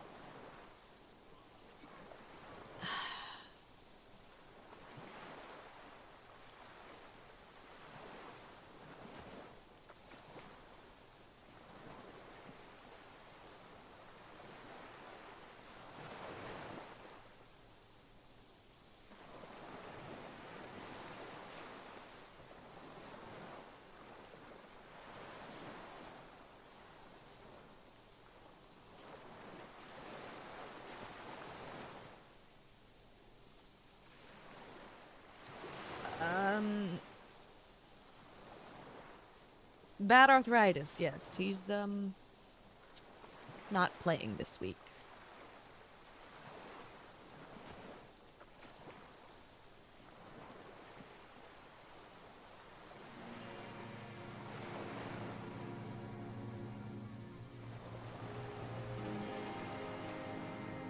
Actually, anyway. Tell me something else, Mr. Drost. Yes, of course. Must be passing a kidney stone. I hope it's excruciating. At least it keeps him from throwing his balls. He seems relieved. Could he have been worried for him? A little bit, I think so. Maybe not necessarily worried for him like, oh, I hope he lives. But also, I think he does hope he lived. What? I feel like my sentence got a little twisted there. I think he does hope that Renee is okay, so he can continue to hang on to him as a symbol of what he could do, his purpose, a symbol of his purpose in life. Hating Renee seems to have kept him going. So, I think he's worried of losing that. What keeps him going, not worried for actually losing him himself. He reminds him of himself. The same hatred, the same. You try to think of another thing, but no. It's just the hatred. They are veterans of the same war. Somewhere west in Coal City, his enemy is lying in a dark room on a metal slider. In Loser Municipal, like he will too. Soon. Half of the war between these men is over. With an agitated gait, Satellite Officer Jean Heron Vichmer paces the jetty, 22 kilometers east in Martinez. What could he possibly be doing there for so long, he says. Police work? Patrol Officer Judith Minot replies, with a tinge of hope in her voice. Tinge of warmth, too, against the cold air rising from the water.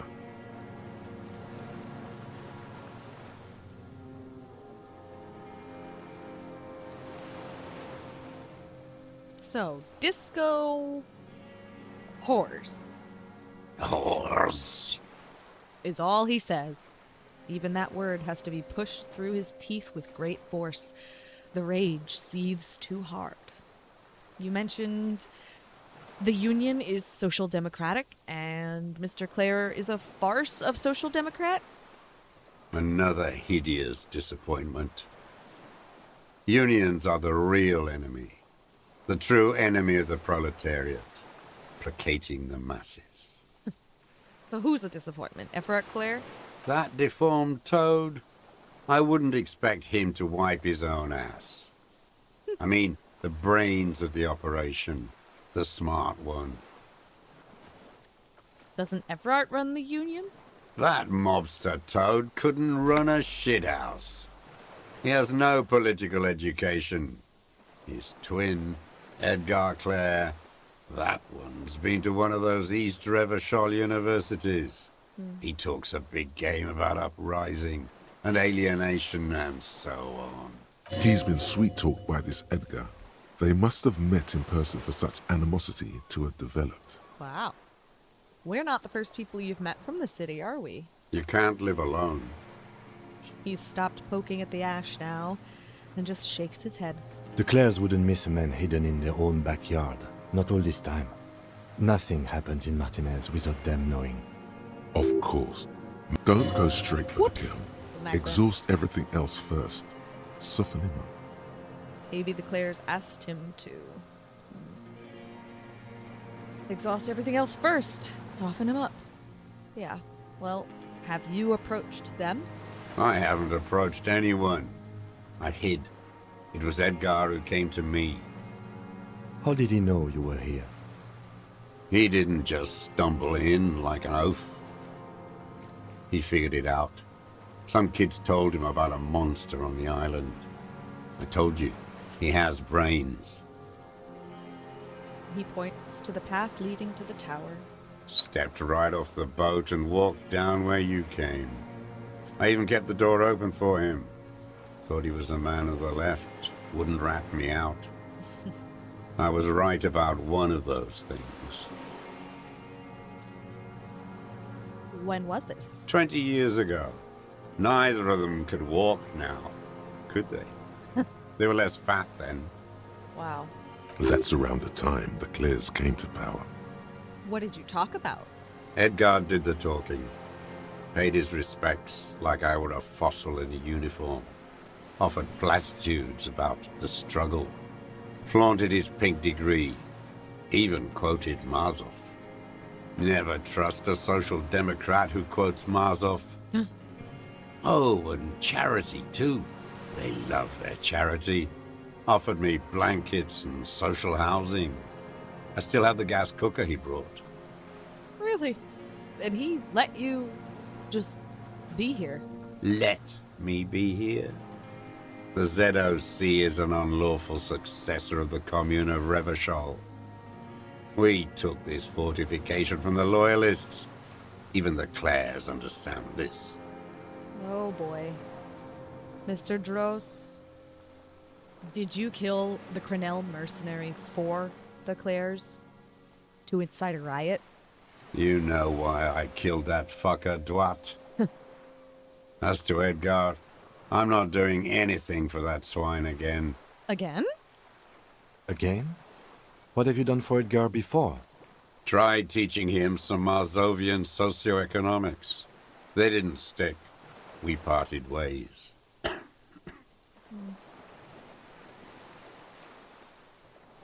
I have a low chance of this red check. This logic check. +2 because we talked to Everard about previous 4 women. Logic, huh? I have 4 fucking points. And no way of actually leveling up logic. Oh my god, that sucks.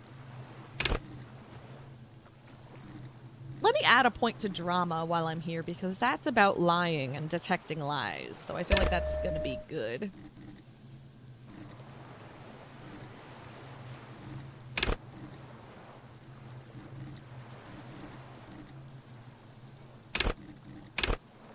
Maybe authority would be good to upload. Upload? Level up. Today, in this moment. Okay, we still have 2 more points. I don't know what else we might need. I wish I could add a point to logic, but obviously I cannot. I cannot.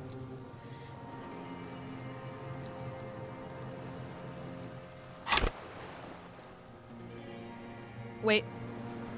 Did I just undo those points? I did not. Okay. Thinking about my thoughts.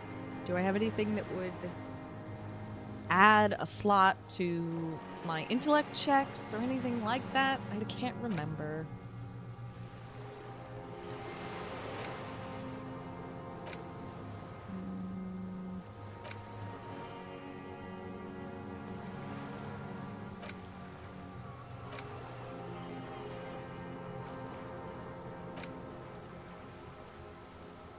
All intellect white checks unlocked. That doesn't help. All intellect learning caps raised by 1. So I don't necessarily want to forget this one.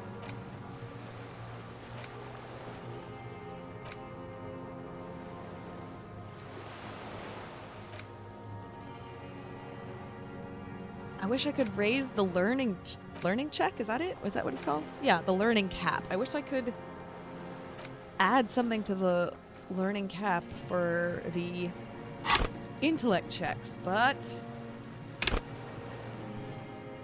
cannot. And that sucks ass. It sucks ass, man.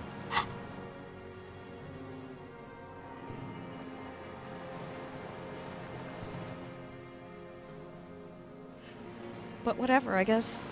Let's do this low chance. What was the deal between him and Edgar?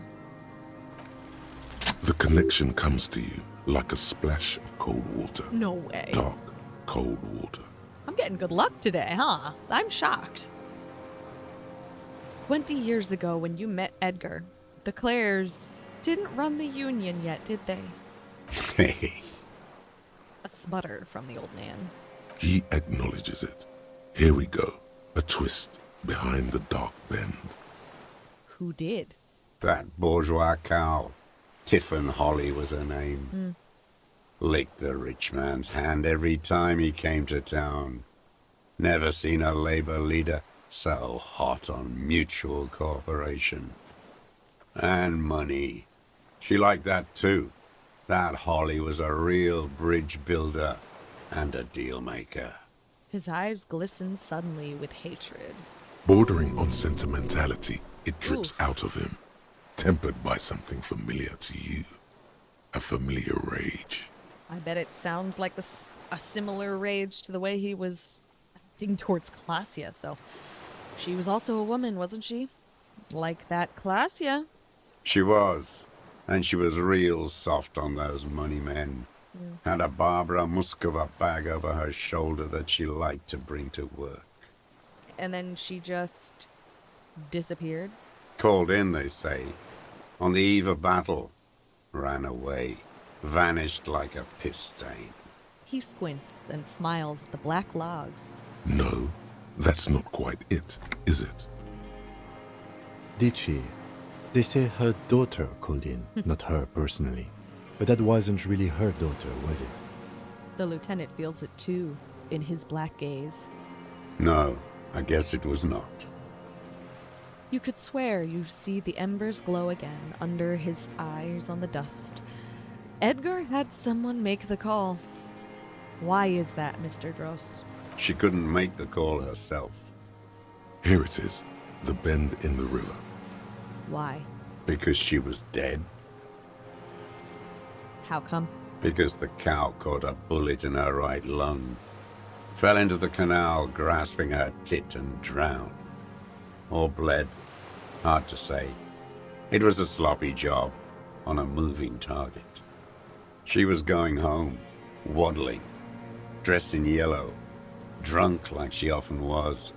The ruins were black around her, and she had a yellow leather bag under her arm. She tried to cross the canal, heading home to Grand Couronne or Betancourt, someplace like that, where they build those new bâtiments for the people who flourish in the hell around her, and the ruins. You shot her. Someone shot her. Or maybe the cow just fell. My memory is full of holes. All I know is... His eyes grow cold suddenly. Another big spike of rage, different from the one he has for her. Oh. nothing changed. Not in the material base, not in the hegemony. There was no uprising. Just words. The Union fizzled, sogged. Nothing came of it. Nothing. Edgar didn't keep his part of the deal. A sputter again. Nothing more. If you were to testify to this, give the RCM something on Edgar, you could walk. Really? The lieutenant says in a voice even calmer, as though it were nothing at all. We would strike everything you've done and process you as a POW. You were in a war. You were on assignment. We could even extradite you to the Samaran People's Republic. A degenerate worker state. Go shit. No, thank you. I'm Revacholian. My days are short. I will rot away here, in a moral intern cell. I will not testify to anything. But you did do it. I saw it happen, and I liked it. That's all I have to say. I didn't live and fight for 40 years to end up as a collaborationist. I've heard it on Channel 8, 40 AM, Radio Revachol, late night. Everyone is a blobber in this world. Everyone betrays everyone. They're all already locked up for betrayal. The best ones, the ones with heart, were slaughtered, trampled. He looked to the city. The same old freezing hatred. There is plenty here to work with once he's in custody, and the lieutenant knows it. He gives you a little nod to proceed.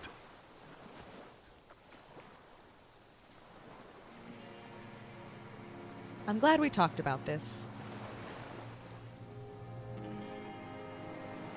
I hope I can come back to this line of dialogue, because I do kind of want to tell him about Renee being dead, but yeah, I hope we can come back to this dialogue tree. I have a hard time in this game telling when you can and when you can't go back to a dialogue tree. Oh. But I hope I can. I'm glad we talked about this. Now, Glad? It's all gone. okay, if this is bolded, I want to ask again about the people you don't like. So I can go back to that dialogue tree and hopefully tell him about Renee, maybe the further along we get. Because I really want to do this one. Composure. Oh, composure! Hold on. Can I add to composure? Where is it? Where is composure? It's down here.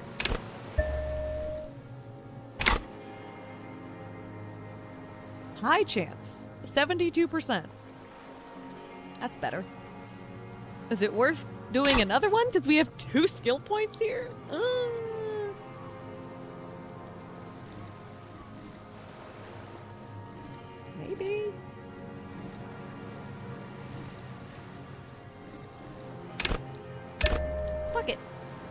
Still have 1 point left.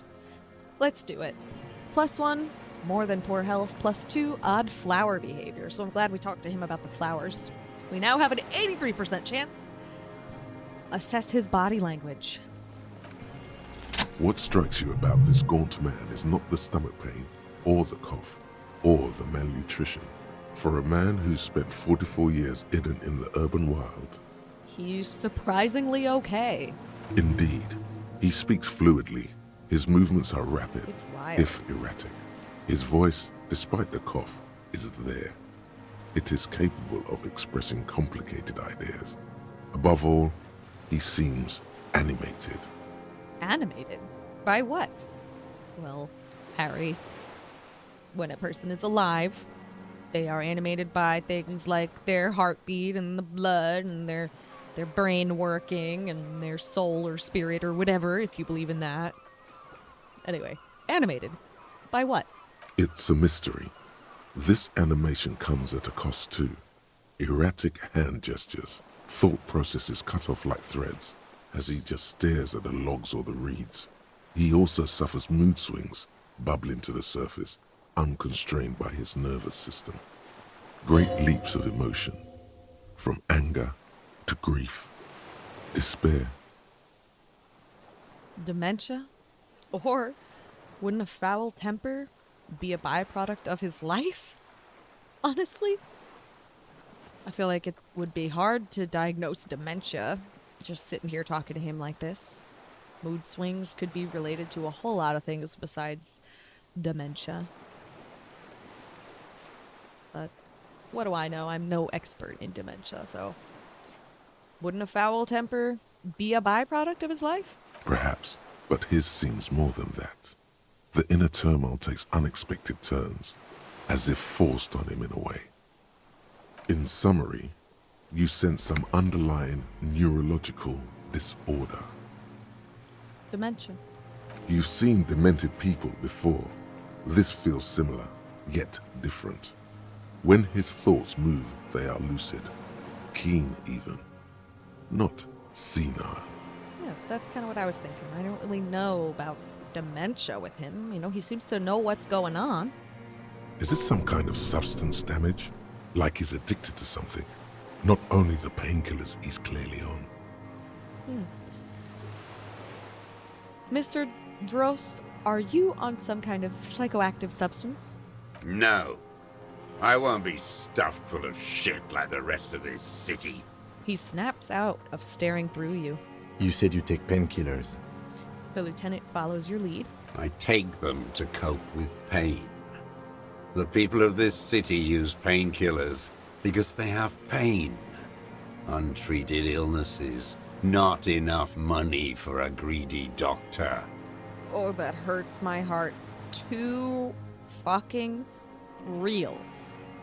The statistics about painkiller addiction are just absolutely gutting. It is way too common for people to become addicted to painkillers. Way too easy because of the world we live in. No one has enough money for doctors.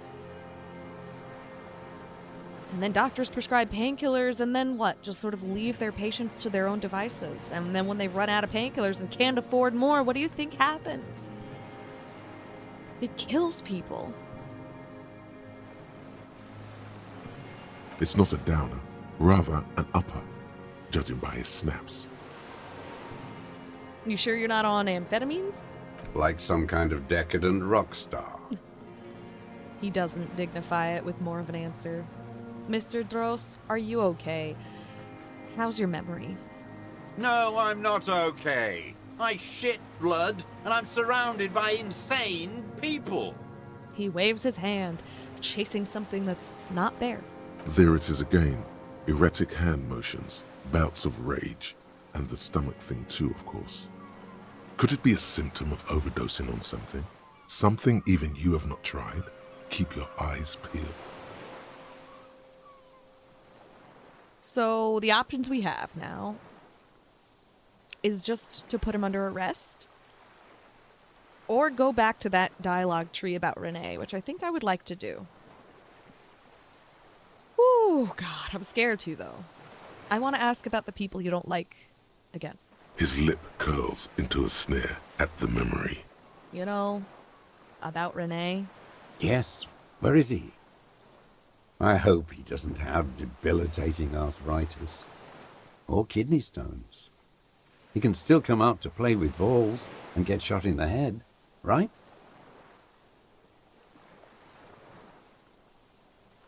Oh my God. He's even worried for him. This is gonna be horrible. Renee is dead. He died of old age a couple of days ago. No.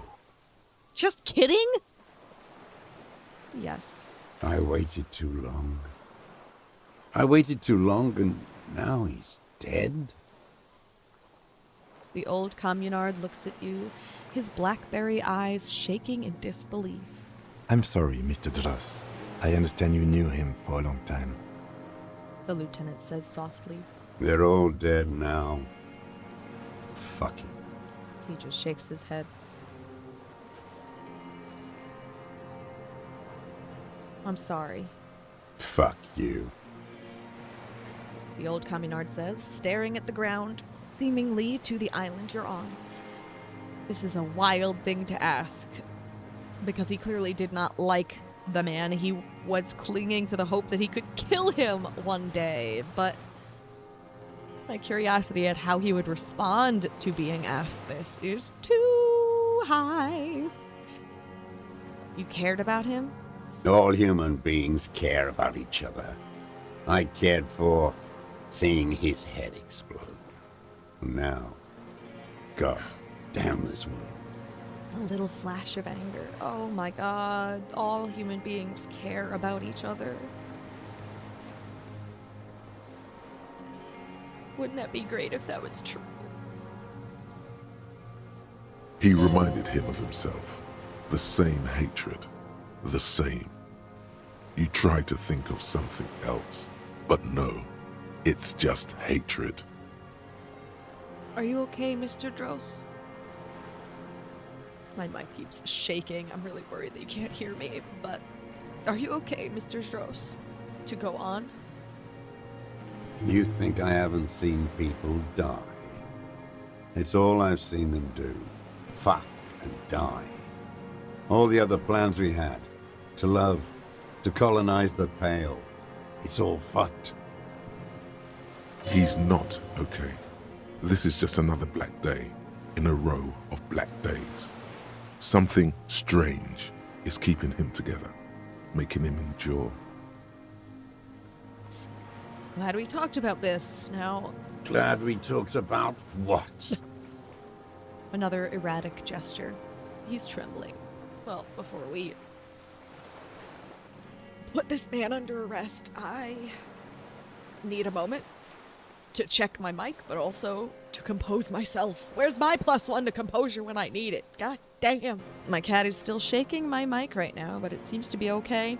I took a moment to go to the bathroom, compose myself, and man, I am just surprised by how much I'm feeling for this man. Feeling for the murderer. Man, just the loss of Renee is gutting me just thinking about it. It's not like they were friends. It's not like he loved the man or even liked the man. But it's like he lost himself, isn't it? A piece of himself. It's like he and Renee were basically two sides of the same coin. It was looking at him down the barrel of his gun, thinking, I could shoot this man. That gave him hope. That gave him something to cling to instead of wanting to kill himself, because it's the same hatred, like the game said. It's the same hatred. They're veterans of the same war. They carry the same rage. Both of them couldn't let go of the past and were still stuck in that period of their life, determined to still do more. Learning Renee's dead must be like he just lost himself. He just lost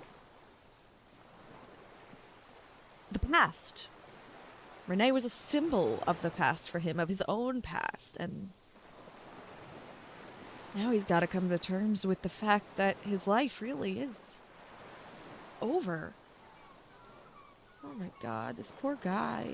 Not that I agree with his views, a lot of the views anyway.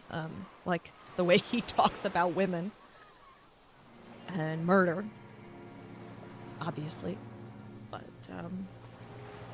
like he said, all human beings care about each other. They should. Whew.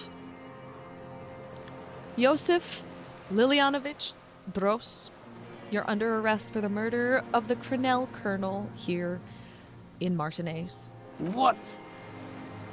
But you said I would be taken to the... The old man's eyes fill with sudden, unexpected terror at the words. This terror is the sum of all the uncontrollable movements and mood swings he's been exhibiting. The wind picks up. The silence on the water is broken all around you. Little shivers of waves appear. The lieutenant continues, like an incantation. I'm sad about it. Maybe if I had said, hey, let's leave him alone for a second, and I talked to Kim, maybe we wouldn't be putting him under arrest, because he did just say that he would be able to, you know, not get him well, was that just for the other crime? That might have been for the other crime. Your wayfarer rights have been suspended. Information provided to the officers on the scene will be used against you by the prosecution.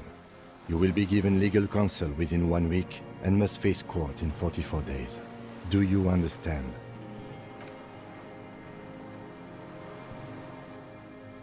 Do you understand? But... Kim, he's afraid. No, I don't want to. I have to stay here. He looks at the reeds, eyes submerged in growing terror. He's sweating. Beads are forming on his forehead. Pupils are dilated too. Eyes getting blacker and blacker. Your confirmation is not required, sir. Now on to the boat. First, say, does it have room for 3? But there's this random perception check. A legendary check, apparently. Perception, hearing. Even chance, 42%. Red check. Hold on. I'm saving that point, remember? Perception, where are you? So bad at finding what I need on this screen. There it is, on the bottom here. Perception. Level up. Still not much better of a chance, but 58%. Wait. You thought you heard something, but it's just the reeds. So much for my lucky streak, right? Maybe we could all fit in there. We could all fit in the little boat? Well, first say, does it have room for 3? Not really. We could escort him to the pier, then either one of us can take him inland while the other stays here, but... He shakes his head. There's something you're not getting here that he's realizing. But what? Who watches over him there while I come back for you? The lieutenant shakes his head, frustrated. Something is happening. Stop. Lillian, you could ask her maybe.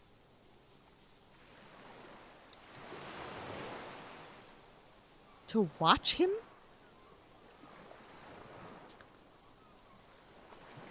Maybe I can just ask that net picker to watch him? This is no harmless old man. The lieutenant shakes his head, yeah. This fucking world. He This stares world. At something. What is this? He stares at something, who knows what, in the dust. No, listen. Listen now.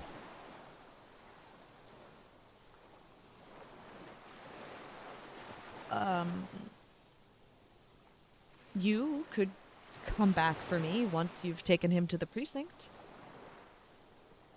No, it would take a whole day on this island. You go and transport the prisoner. I'll be here.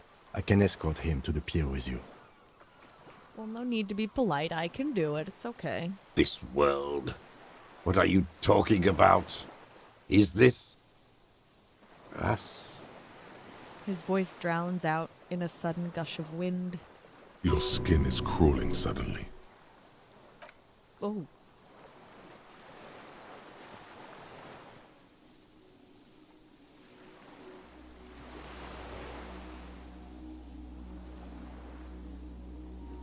Whoa!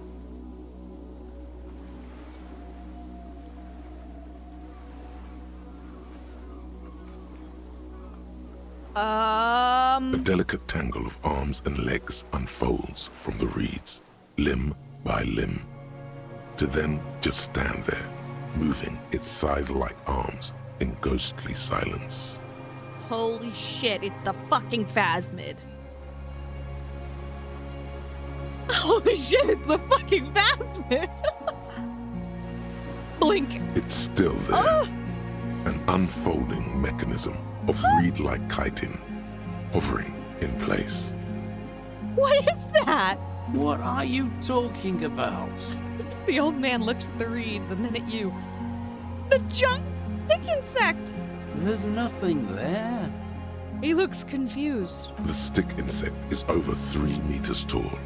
It looks straight at you with its tiny pinprick eyes and its grotesquely small head. You feel your legs shaking under you and your gun hand rise instinctively. There is! I see it! Tell me what you see, damn it. I can't make out one small thing in the reeds. Kim, can you see it? I can see it. 4 simple words, thank God. If he can see, then you're not insane. But that means it's really there, spinning slowly, in absolute silence, its limbs long and slender. Be very, very careful. The lieutenant whispers, then takes a step towards the giant arthropod. This is insane. Oh, this is insane. Holy shit, this is insane. Wait, yeah. Wait, this is crazy. Inspect the Phasmid. Go to it carefully. It may be dangerous. Oh. Oh my god, this is so exciting. I need to... Hold on. Okay, sorry. Oh my gosh, I just got so excited. Okay. The creature stands on long stilt-like legs, antennae hanging from its head like a woman's hair, white and curled at the tips. It is no more than 5 steps away from you. The segmented antennae move with apprehension, searching for something that's not there. Reed-like tufts stick out of its joints. As the insect moves its forearms, it produces a faint hiss, like a reel-to-reel machine spinning after the tape breaks. This is a red check. An electrochemistry red check. Approach carefully. 97% chance is pretty darn good. Oh wow, look. We've got a +3 because we listened to Lena's story about her childhood experience. What the fuck? Hold on. +1 because we laid the pheromone on thick. +1 because the miracle way out in the west. +1 because what the fuck? Your corpse will be marked by stars. What the fuck?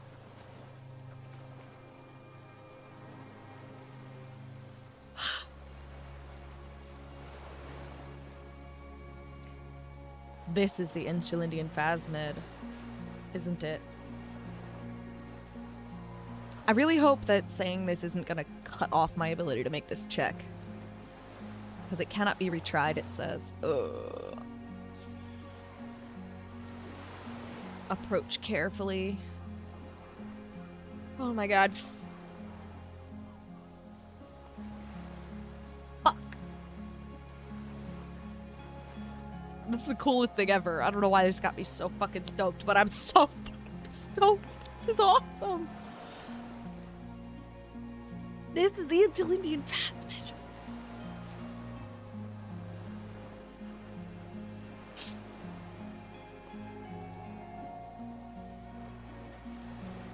It is. The lieutenant whispers behind you. You hear the familiar ring of his jacket unzipping slowly, painstakingly so. You glance over your shoulder. The lieutenant holds a piece of milled aluminium. He begins to pull it open, extremely carefully. It's the camera. Whisper, are you sure you won't scare it off? We need a photo. No one will believe us. He continues to pull the lens open. From the corner of your eye, you see a sudden cascade of motion ripple through the phasmid's limbs. A series of ultrasonic clicks fills your ear. I am not palatable. Do not eat me. I am afraid. It's afraid. Stop. I won't be one of those fools who didn't take a picture. He has stopped fiddling with the camera but does not put it down. He's letting his pride get in the way. You see the phasmid turn to him, its mandible antennae reaching out. Its motions are quick, sudden. Whisper, who cares what they think, Kim? Understood. Of course. He comes to abruptly. The spindly mechanism turns itself back to you, its antennae taking their measure of the air. Slowly. Let's do the check. Approach carefully. Oh my god, I'm so nervous. Slowly, with your breath held, you take 2 small steps toward the phasmid. The creature lets out a series of ultrasonic clicks that swarm around your head like swallows. Now I want him to take a picture. Like laughter, a sort of happiness. Sweat drips from your brow, soaking your chest. You reek of it, your chemicals. The tracheal system on the creature's abdomen expands in front of you to take in and expel air. It's smelling you. Hissing and clicking, it extends its mandible-like antennae to greet you. You're right below it now, looking up at the colossal chitin of its white limbs. The head of the creature is crowned by reeds, and its eyes are like small droplets of water. This is crazy, man.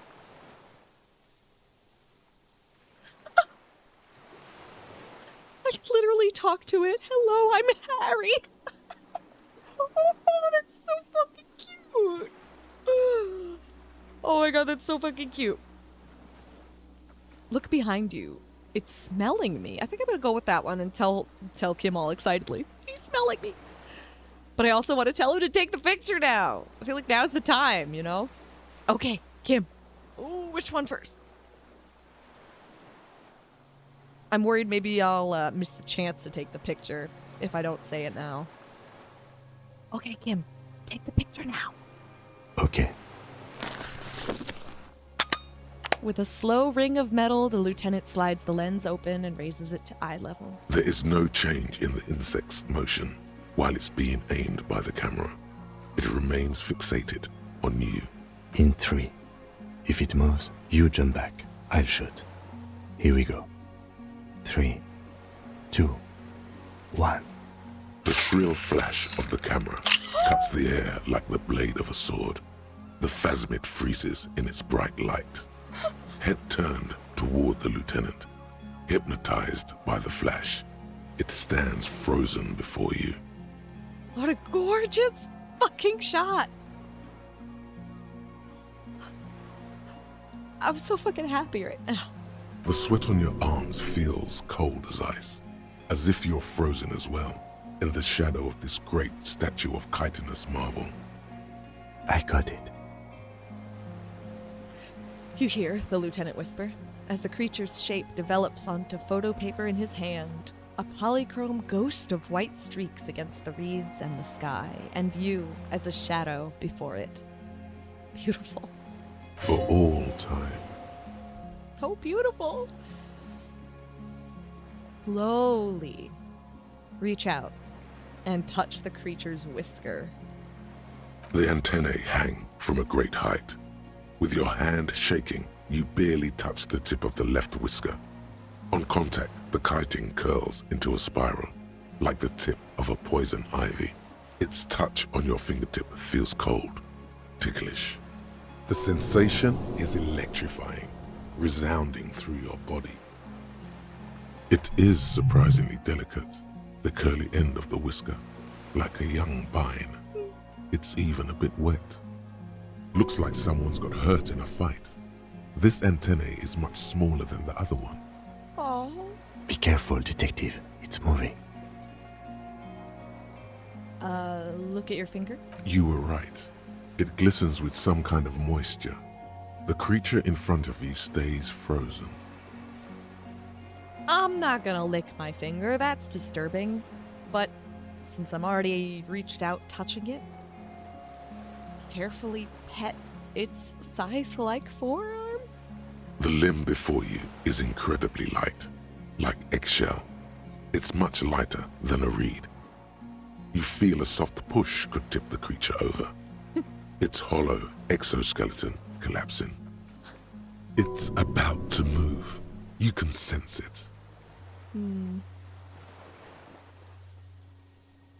It's about to move. I don't think I can resist continuing to try and pet it. Fuck it. A small shudder passes the creature's arm.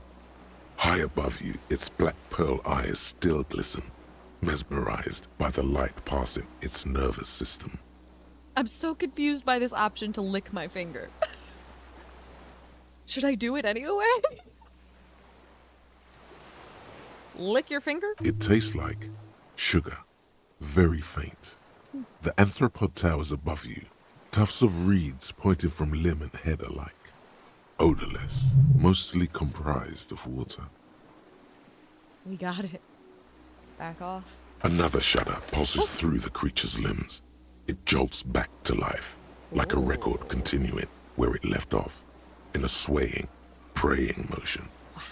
Even the small black pearls of its eyes do not stray from you. Look behind you. It's smelling me. Maybe it is real. The pheromone. The lieutenant's mouth is agape. I'm not surprised. I'm shocked too. About now, he is ready to believe in anything. The insect's head is crowned with reed-like scales, the shape of seed heads. They rustle as the air moves. The ventricles at its abdomen continue expanding, like lunglets. Breathing you in, your sour, greasy semiochemicals on the breeze.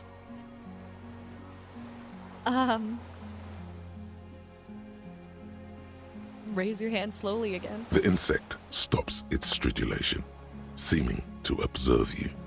Below its crown of reeds, little pinprick eyes detect motion, glittering. The world stands still around you. Suddenly, there is silence. No, stop. Be afraid. Why does Half-Light want me to be afraid?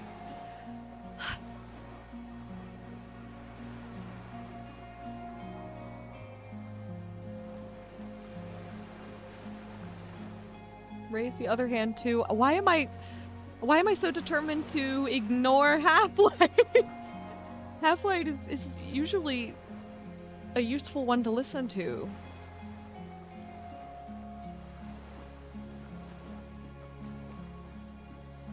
Raise the other hand too. Fuck it. As you do, the invertebrate comes to life, its limbs moving independent of each other, as if each has a mind of its own. They are white, like stalks of porcelain, knitting above you. What an image. Shifting around in the reeds around it, in the muddy water, you notice some of its hind legs apparently standing on the water from time to time. It's that light. That's amazing. Hello? I'm gonna talk to it. This is crazy. Hello, I'm Harry. I don't really know who I am. No reply. A total ancient silence comes from its mouth, along with what appears to be some kind of foam. Ugh. The stridulations of its limbs continue all around you. Stand on your tiptoes and look more closely. You were right. Little bubbles form on the mouth parts of the creature, on its segmented lower lip. It looks to be foaming, slowly. The foam is white, then yellowish. The faintest smell like you've never felt before. Like burnt roses. Whisper. Kim, it's foaming. Careful. It may be poisonous. The lieutenant watches you apprehensively. The foam slowly turns a darker shade, like burnt caramel, as the insect moves its mouth parts, masticating. The little bubbles begin to burst, one by one, letting out that same smell like summer burning. Apricot blossoms, white blossoms erupting, a sensation like cold hands on your face. Wow. Okay, we have an Inland Empire check. And we have a very high chance of making it. Holy shit. Okay, 97%. We spoke to the hanged man. We tasted it, which is weird. We know of parthenogenesis. And we got a +2 because we never gave up on the phasmid. That's amazing. Okay, Inland Empire, let's do this. Tell me, phasmid, what are you doing? I exist. Ugh.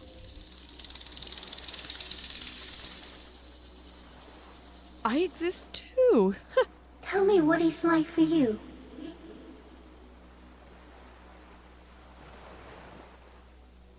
If I tell you what will happen, Then I will tell you what it's like for me.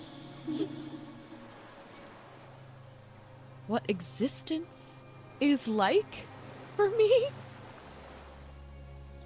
For me, it's fire burning. Fire? Where? Inside. I do not have fire inside me. In me, there is not even blood, but lymph, like sap from a one palm. Now, I will tell you what it's like for me. For me, it is a series of half-lit images, a kind of darkness, being intruded upon, transient, dim, moist, Intruded upon? By what? shapes of plants and animals, and internal sensations, a swarm of sounds, tiny vibrations on the inside of my forearms, all speak of complexities totally beyond my understanding. I am at the end of a narrow funnel, weightless, so light, it only feels like something to be me. In truth, perhaps I'm nothing. I certainly do not have a soul, and if I did, it would never burn.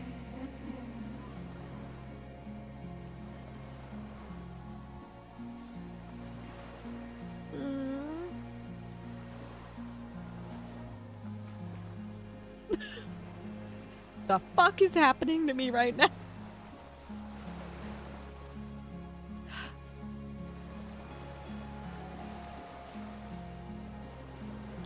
I'm glad to be me, an incredibly sensitive instrument.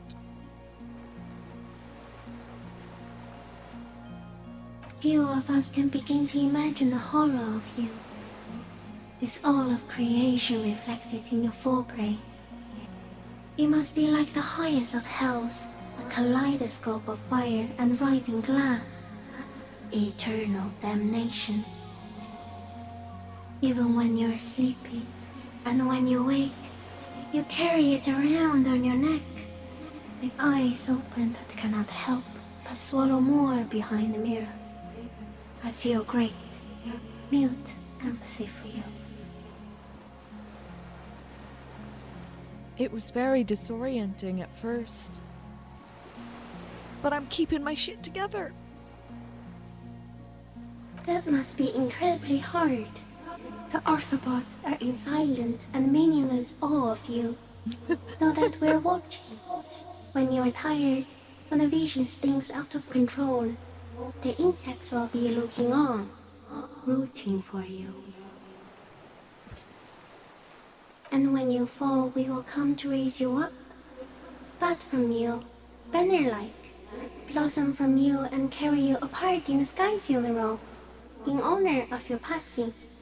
But not me, because I'm just a leaf eater. Oh boy, the insects. Ultimately, we all end up being eaten by the insects in the end. That's such a beautiful way of putting it, though, isn't it? Oh my god. Bud from you, banner like, blossom from you, and carry you apart in a sky funeral in honor of your passing. Ugh. Oh my god, my heart is just aching. In honor of your will, Lieutenant Euphrater, that you kept from falling apart in the face of sheer terror, day after day, second by second. Detective, arriving Ah! on the scene. Ah! I am a detective. Where does this come from? All this around us, the world. What exactly are you? This is incredible. I am a detective. It does seem like I'm coming back to this dialogue tree, so I'm a detective. So am I. I was born to detect sucrose rewards and semiochemicals. What were you born to detect? The killer, I guess. He's in a bad state, deteriorating fast now. He thinks I am beneficial to him, but I am not. I only quicken his deterioration. What? You're destroying him? Very slowly, and only because he won't go away.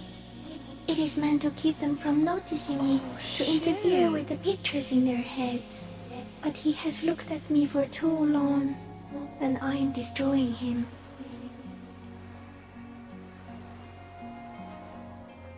What the fuck? Where does all this come from? All of this around us, the world. That's such a awesome question, but I mean, yeah, this creature is awe-inspiring and mystical seeming, and of course we would want to ask it existential questions, wouldn't we? But let's start with, what exactly are you? I am an unknown species of the order Phantasmadia, endemic to the Insulandian Insula.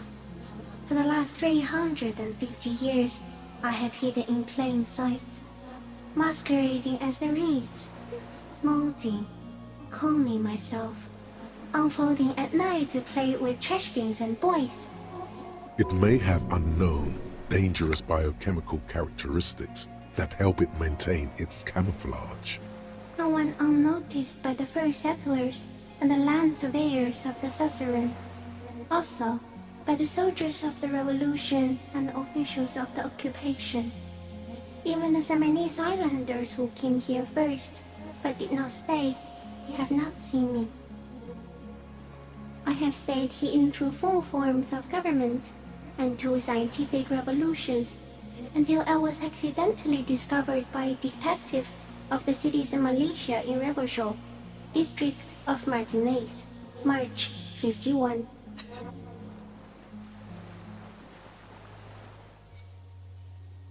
This is crazy. Are you poisonous? Yes, I do not have a starter display, so I use a neurodegenerative element to aid in camouflage. Do not worry, it is only destructive over long periods of time. Is this a dream? Doesn't seem like it, Harry, but what is happening? No, you are awake. I am real. Light is forming me. This is real. Where does this come from? All this around us, the world. Not even the birds know that. Not even the water lily. We need to know. Perhaps it's sent to us by a god? Then all we can do is beat our fists against it day after day with no answer?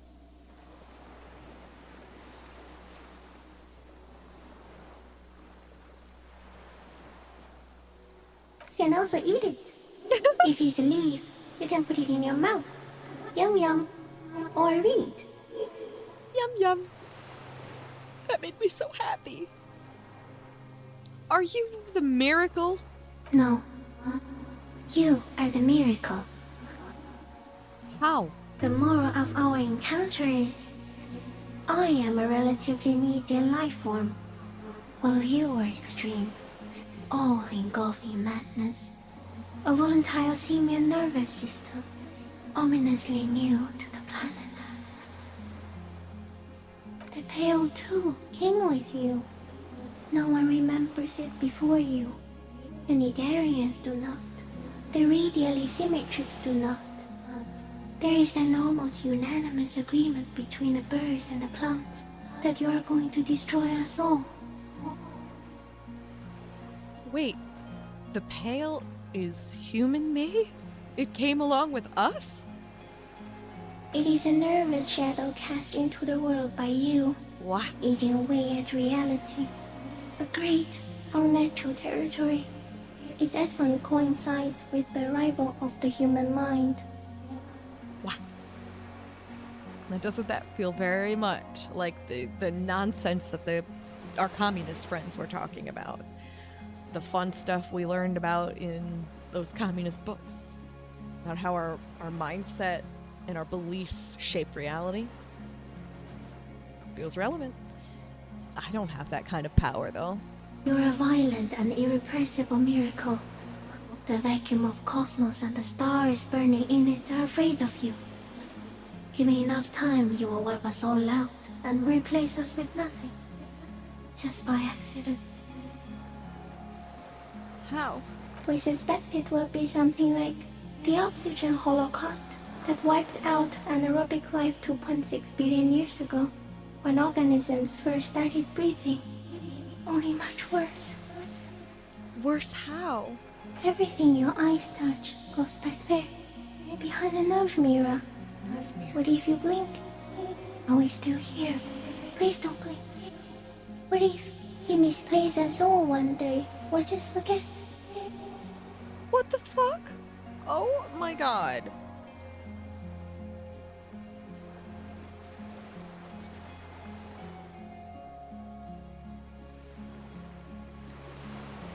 Blink quickly. Please, do not do that again.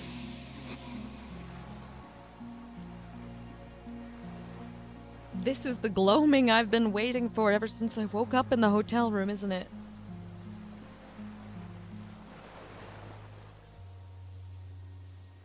Aww. Oh. I'll be extra careful not to blink, stick insect. Don't worry. I think I want to say this first. This is the gloaming I've been waiting for ever since I woke up in the hotel room, isn't it? So, it is already happening. One day, one of you will close your eyes and sign, and open them to see that none of this ever existed. It's fucked up and crazy. Am I having a violent epileptic seizure? No. No, I don't think so.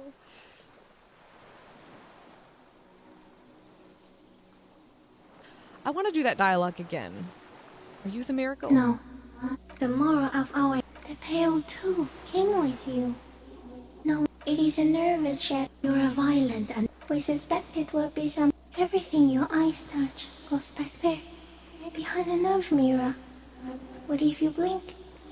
Are we still here? So fucking Please don't eerie. blink. What if he misplaces us all one day, or just forget?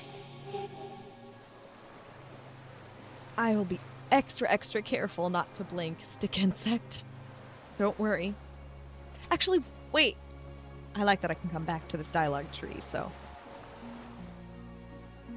I wonder what it would say about the drinking. I've already forgotten the whole world once when I drank too much. So it is already happening. Soon, Okay, one same of you thing. will close your eyes and open them Alright. to see that I'm none going of back this again. ever existed. Freaky, I'm doing it again. No. The moral of our the pale too. King, it is a nerve. You're a violet. We suspect it was everything your eyes touch goes back there. Behind the nose mirror. What if you blink? Are we still here? Please don't blink. What if he misplaces us all one day? Or just forget? I will be extra, extra careful not to blink, Stick Insect. Don't worry. Please be. Or one day, one of you will close your eyes and sigh, and open them to see that none of this ever existed. Oof, I've got chills, dude. I've got chills. Kim, am I having a violent epileptic seizure? It doesn't look like that, no. What does it look like then? You're just staring at it. He whispers. Then I think I'm having a vision about the final fate of mankind.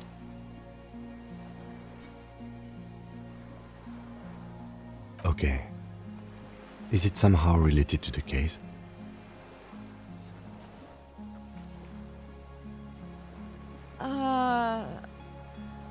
Sort of? I think you should back away from the unstudied species now.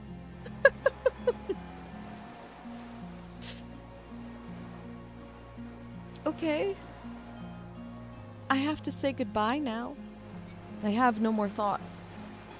That was all. I just watched the mic shake out of the corner of my eye, and I really hope I'm still audible. Let me double check before I continue with the dialogue. Okay, despite the fact that my cats were rubbing on the mic, it seems to still be working, so that was all, Phasmid. This was a very strange encounter, but I absolutely adored every second of it. That was all. No, there is one more. One more? No, there are no more thoughts. Of all the creatures I've met, you are the kindest, the scariest, or the most beautiful. Oh my god, girly, stop rubbing on the mic, please. You're making things hard for me. I gotta check it again, really? Fucking hell. Okay, it seems to still be working. It better be. Alright, seems to still be working. Freaking better be. Kindest, scariest, or most beautiful. I am... Honestly, look, I'm not a bug person. Never been a bug person. No hard feelings towards bugs, but I do have that unfortunate fear of bugs. I do. But I will say, the minute this thing popped out of the reeds, I thought it was gorgeous. I didn't realize how huge it would be and how... I don't know. I guess I hear stick bug and then I think stick bug. You know, the kind of stick bug we all know and love. And then I know they said it was much bigger, but this, I just didn't expect. And it is really beautiful. It's also really kind.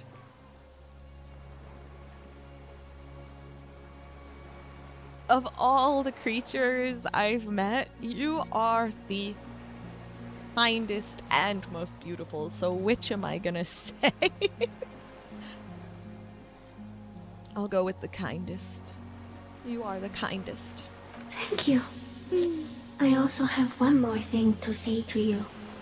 That woman, turn from the ruin. Turn and go forward.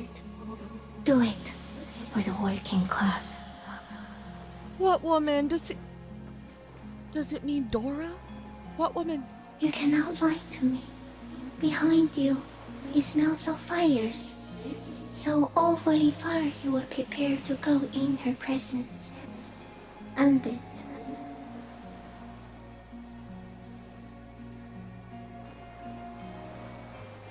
By end it, I don't even know what it's trying to tell me to end except my pain? My regret? Kind of sounds like it's telling me to move on. Turn from the ruin. The ruin being the tattered relationship that Harry left behind, really. Turn from the ruin and go forward. I will try. She was middle class. It doesn't take a 3-meter stick insect to tell you that. Okay.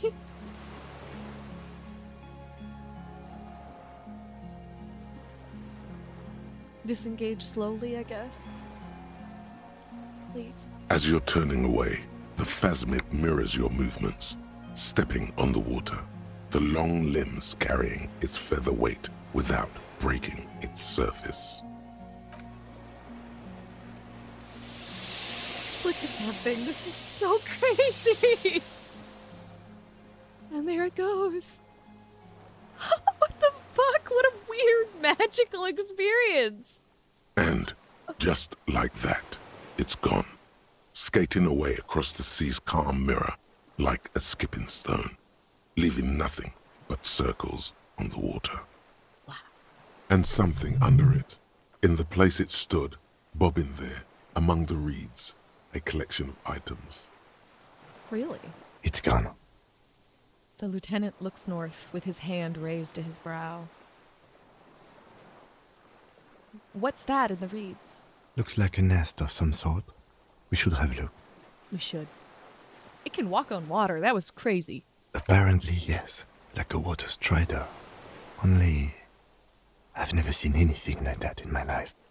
He shakes his head with amazement. What now? What now? The old man behind you repeats suddenly. He's put his hand into the ash. It's dirty and black.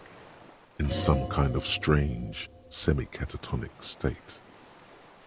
Our suspect is not looking so good. We need to check on him. Yeah, we do. But first... Yo! The helmet! And a rifle scope. Holy shit! Absolutely, I'm taking all. That's amazing. Holy crap!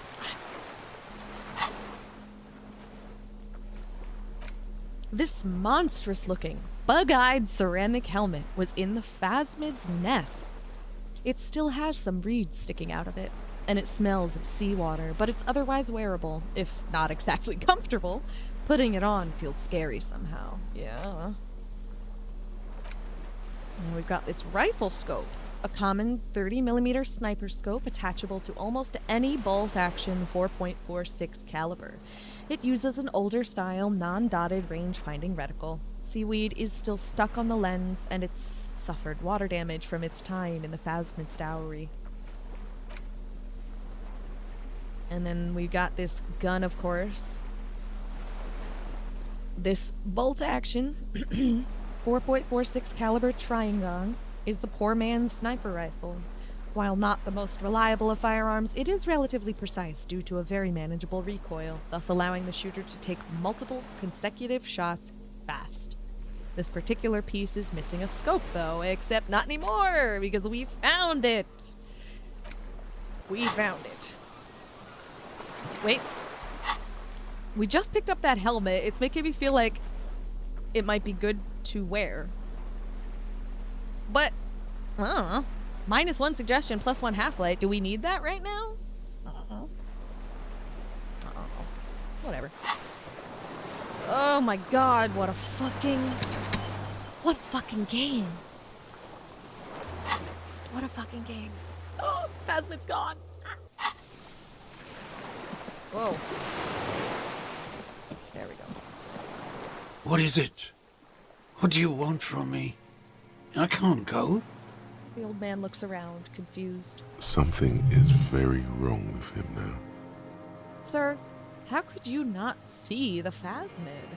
Well, I think the phasmid's been doing something to his brain. Didn't it say that? See.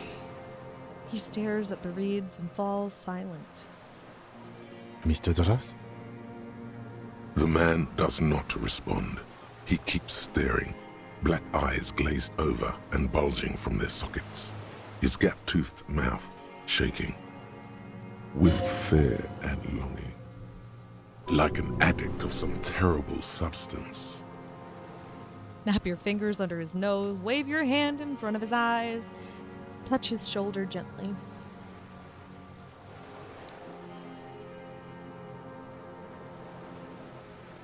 touch his shoulder gently feels kinder than the others. However, I don't think it's a good idea. This man has been in isolation for how fucking long? When's the last time somebody ever touched him? The amount of shock that could cause, man, I don't want to like completely break him. Maybe it could break him in a good way though. I mean, like I said, when's the last time he was touched?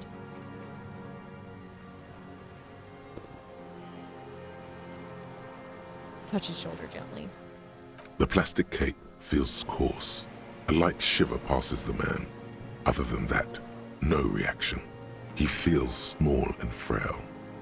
He's going into some kind of psychomotor immobility. The good news is, this solves our transportation problem. Doesn't it, Mr. Dross? The lieutenant inspects him gently. Oh my god, my cat is... Well, it's definitely working now. I don't know if any of what I just said was hearable, but hopefully, soon, when I move, which will be in like 2 weeks now? Oh my god, less than 2 weeks, I'm finally moving. Once that happens, I will have a less precarious setup, and hopefully this will stop happening and interrupting every freaking episode every 5 freaking minutes. Anyway. The trembling mouth appears to sigh. Between this and the broken tire he's used for a boat, I think it's safe to leave him here, while we go and get help. It will need to be medical first, I'm afraid. Ooh. We found some things in the phasmid's nest, Mr. Dross. He stares into the reeds. Your words don't stir anything in him. Perhaps you should... Show him the detached scope. I lost... He turns his eyes to it. You lost it, Mr. Dross? He turns his eyes to the reeds again, as he's done so many times. Beige and white stripes. He lost the scope. Then it somehow made its way over there. With the help of a magpie phasmid. The lieutenant observes the lens sparkle in your hand. This sight is a T9, Mr. Dross. Was it attached to the rifle when you made the shot? Silence. Not even a sigh. You've gotten all you will out of this poor being. I'll show him the helmet, but I believe my empathy in this moment. I don't think anything's gonna help. Show him the ceramic helmet. Just see how this goes. Nothing. Just dull staring. Not even rage left, wherever he is. The last embers have gone out. The war is over. If Kuno kicked it into the sea, as he said he did, the ebb would put it back here. This makes sense. Mr. Dross could have picked it up. Or the phasmid even. If it did, this is incredible. Yeah. I'm gonna let you rest now, Mr. Dross. Conclude. The plastic cape flaps around his face in a gust of wind. His back is slouched and his mouth open. The blacks of his eyes are receding. His pupils are returning to normal. The strength has all gone out of him. Just frail old bones in a sack of tracksuit trousers and a windbreaker. What happened to this man? Old age and shock. He looks at him, and then you. I think it's also the phasmid. Yes, the arrest and the appearance of the phasmid, the combined stress. But you think it's something more than that, don't you? He looks at you. There's much more. Remember what it said when it spoke? Oh, yeah. Quite a few things about that health check you did on him make sense now.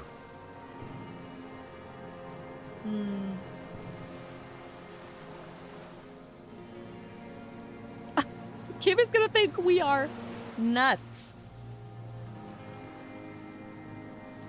But I talked to the phasmid.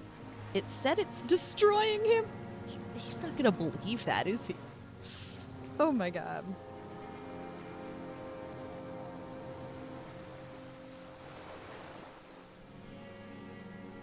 I'm gonna say it anyway. The phasmid itself said that it's destroying him. You should be more careful, detective. Are you sure it wasn't having an effect on you? Maybe. Anyway, it's only trying to remain unseen.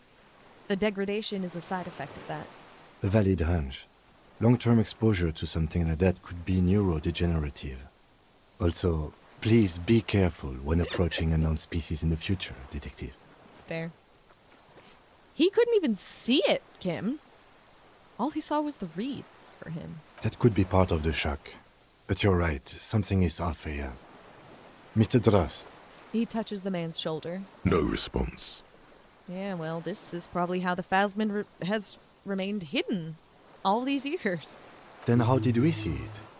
Oh, you mean, whatever does this, does it over time? Yeah. Teenagers, kids, drunks, sightings are brief, and hence not credible. But anyone who spends a long time with it. Yes, you forget it's there. Mr. Dross, have you ever seen a stick insect pretending to be the reeds? The The old man stutters. The doctors will have to look at this. I hope your station has better medical personnel than 57. This is a little advanced for a nurse.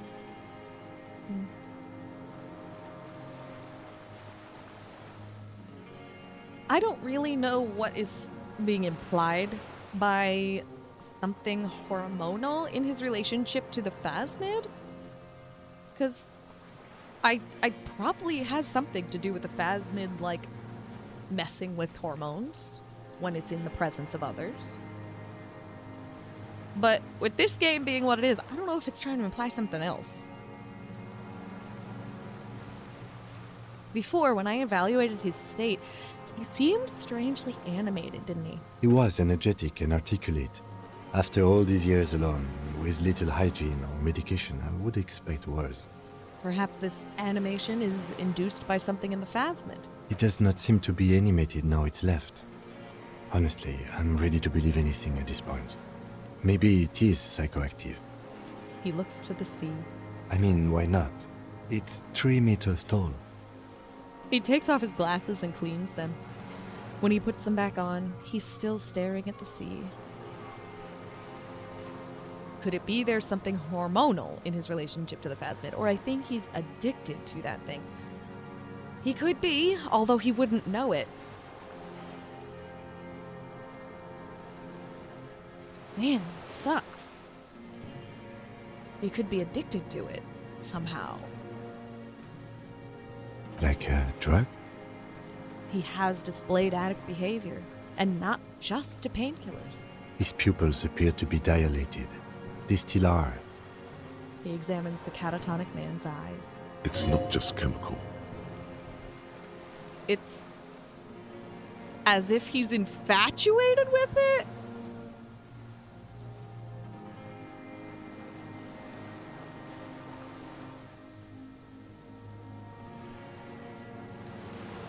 That doesn't even make any sense to me. He doesn't even remember it. How could he be infatuated with it? Actually, the minute I said that out loud, I thought to myself, well, Harry has been carrying around this infatuation with someone he can't remember either. It's as if he's infatuated with it? Some kind of oxytocin release mechanism? Maybe. I'd go with the pupils. But this is way above me, Detective. Yeah, it's way above me too, man. But could it be there's something hormonal in his relationship to the phasmid? Yeah, like what you just said. You mean pheromonal? Or that, sure. He seemed a little off for a man his age. Randy?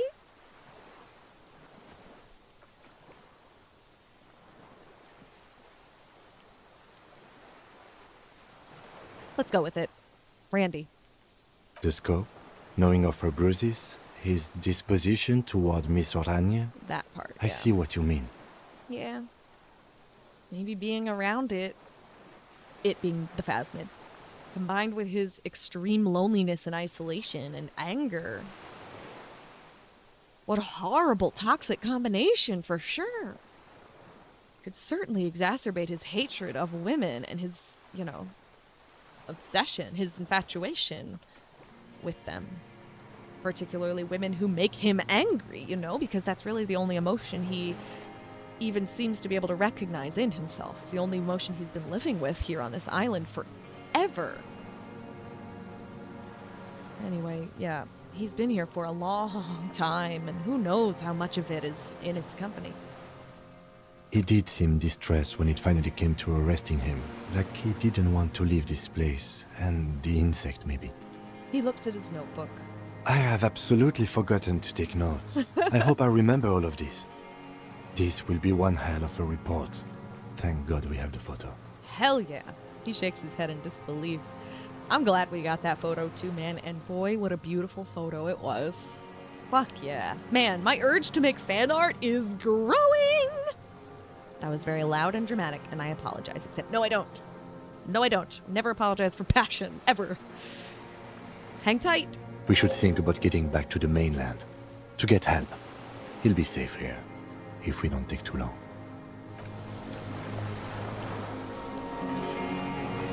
Okay, if we don't take too long. So now we just go back to the mainland, huh? Let me look at the journal. The return, yeah. Use the boat to return to mainland, and that's fucking it. That's fucking it. Oh my god. Wait, what is this? Is this where we went in? Yes, that is where we went in. Okay, well hold on. Did I make sure I saw everything out here? Gotta do a little double check around everything. Yeah, I don't see literally anything else. Okay. And back in we go. Whew.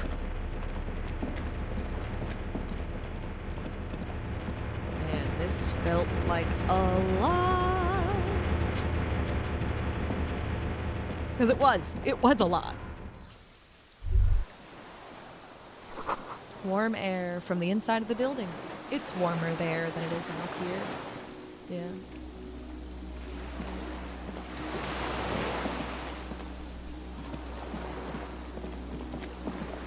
What's all this? Nothing? Okay. Nothing.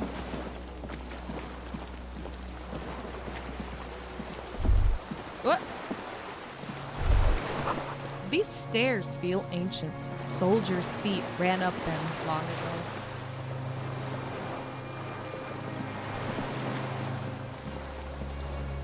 Let me make a hard save real fast before we get to the mainland. I think that's a good idea. A whole new save. Alright. I've taken a minute because I know leaving this island is very likely gonna lead us to the very end of the game. That's what it feels like. I feel it in my gut. Let's do it. Let's do it. The skiff is swaying on the waves by the dock. Let's return to the mainland. Let's. We are done here. He says, adjusting his glasses as he looks out over the water. The skiff rocks gently under your weight as you get in. The ride back is uneventful and quiet. But for the sound of conversation on the water, there is someone inland waiting for you. Two men and a woman stand on the concrete square of a nameless village, looking at a small yellow boat as it draws closer. The sea is calm. You reach the jetty and climb out of the skiff.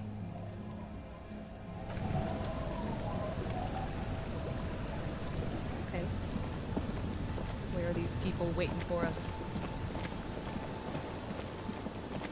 Look what the tide brought him. Oh, Harry, we're here because we're worried. I don't even know what I'm doing here, this dude says. Jean Vichmer. I know they've said his name before, and I am sure I mispronounced it just then, but I tried. Look what the tide brought in, says the man without sunglasses. Suddenly his expression changes and he tilts his head. I want to call you a teapot, but I'm honestly kind of impressed. No idea where you got all that gear, but there's no doubt in my mind that some bad people are looking for it. Also, you look like a fucking idiot. Gee, thanks, asshole. The fuck? The armor? No one else seems bothered by it. Forget about all this. There's a giant insect on the fucking island, and that's crazy.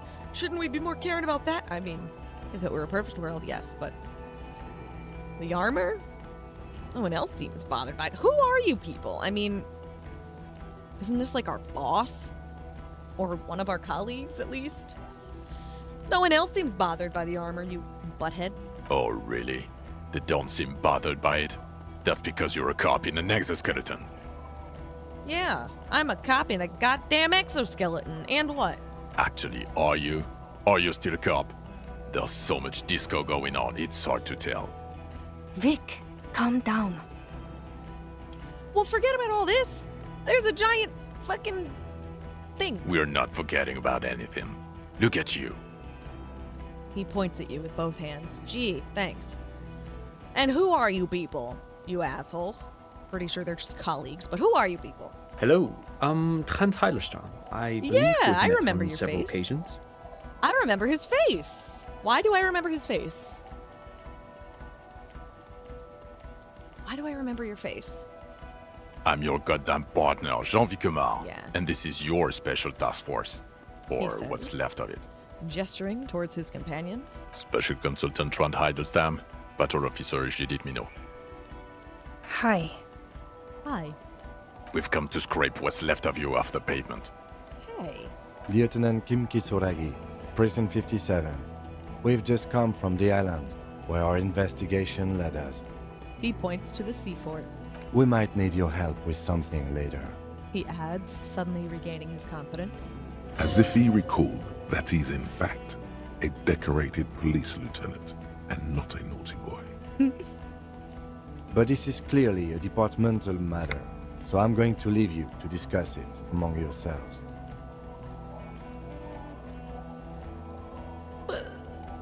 Way to feed me to the wolves. No, Kim, you've got to have my back. Let's destroy them. Or thank you, Lieutenant. God.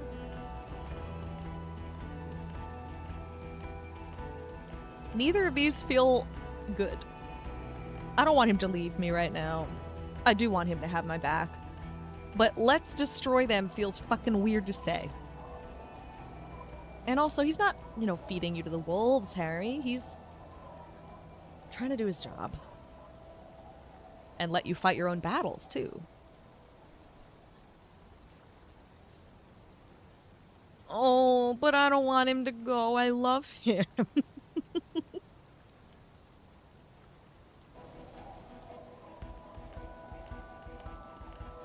Fuck it. No, Kim. You gotta have my back. Let's destroy them. It's good to meet you, Lieutenant Kitsuhagi. She says warmly, flashing the lieutenant the tiniest of smiles. Letting the lieutenant know he shouldn't feel embarrassed over the shitstorm that's about to befall you. Oh boy. Okay.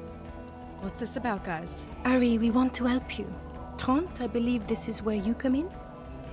This is the horse-faced woman. I don't know why you named her that, but it was beyond idiotic.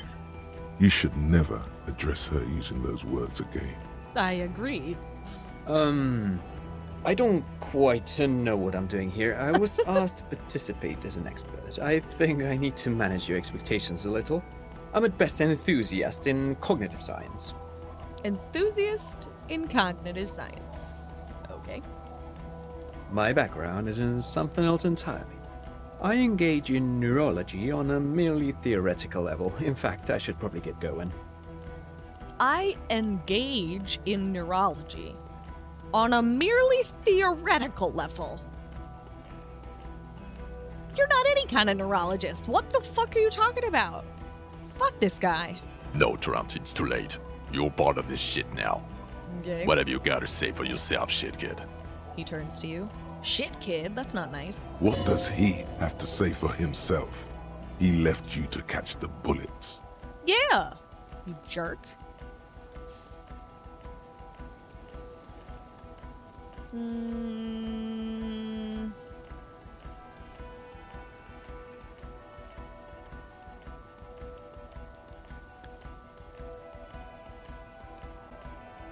Where have you been all this time? There was a mercenary tribunal and everything. God damn it, Harry.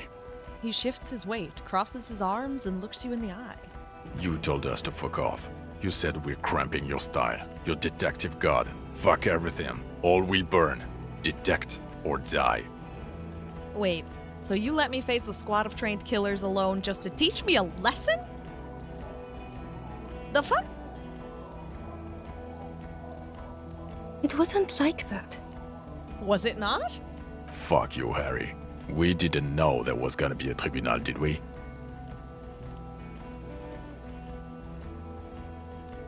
Why didn't you detect or die then, huh? Oh, you think it was cool you saying that? No. Aesthetic I'm somehow? just mad at you. You were crying when we got here, breaking things. You said we were going into the abyss. None of us wanted to see the abyss, so we fucked off. Like you told us to. Womp womp. Nod to the female officer. I'm sorry I didn't recognize you before. I guess, yeah. It's okay. I didn't come here to gloat or to fool you. Neither did he, actually. We're just worried. She gestures towards Vic Mal. I don't know about that. He seems to hate my guts. That's right. Worried. I'm always worried about you. Every time you don't show up to work, or when you do but stink. You're a worry fest. She's worried about you. I'm worried about you. Even Special Consultant Backpedal is worried about you. Everyone worries, instead of working.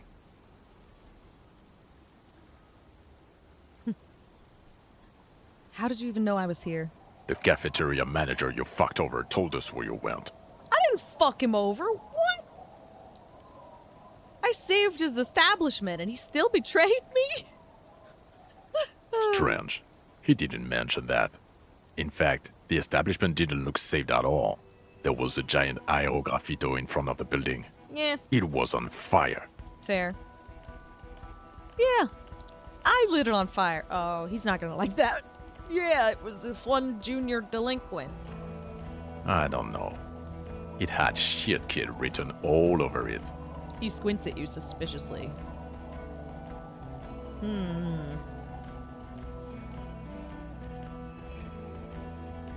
I guess I was duped again. No one's who they say they are. Duped? Hey, here's a brilliant idea. Don't be a morbid drunk and you won't be duped so easily. You jerk. Gardener, scab leader, this. Turn to the lieutenant. Tell me at least you are who you said you were. Oh my god.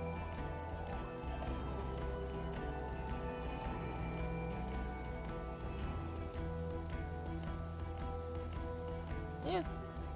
Yes, I'm still Kim Kisolagi, still a lieutenant from Precinct 57. Of course. Still caught up in this crossfire, too.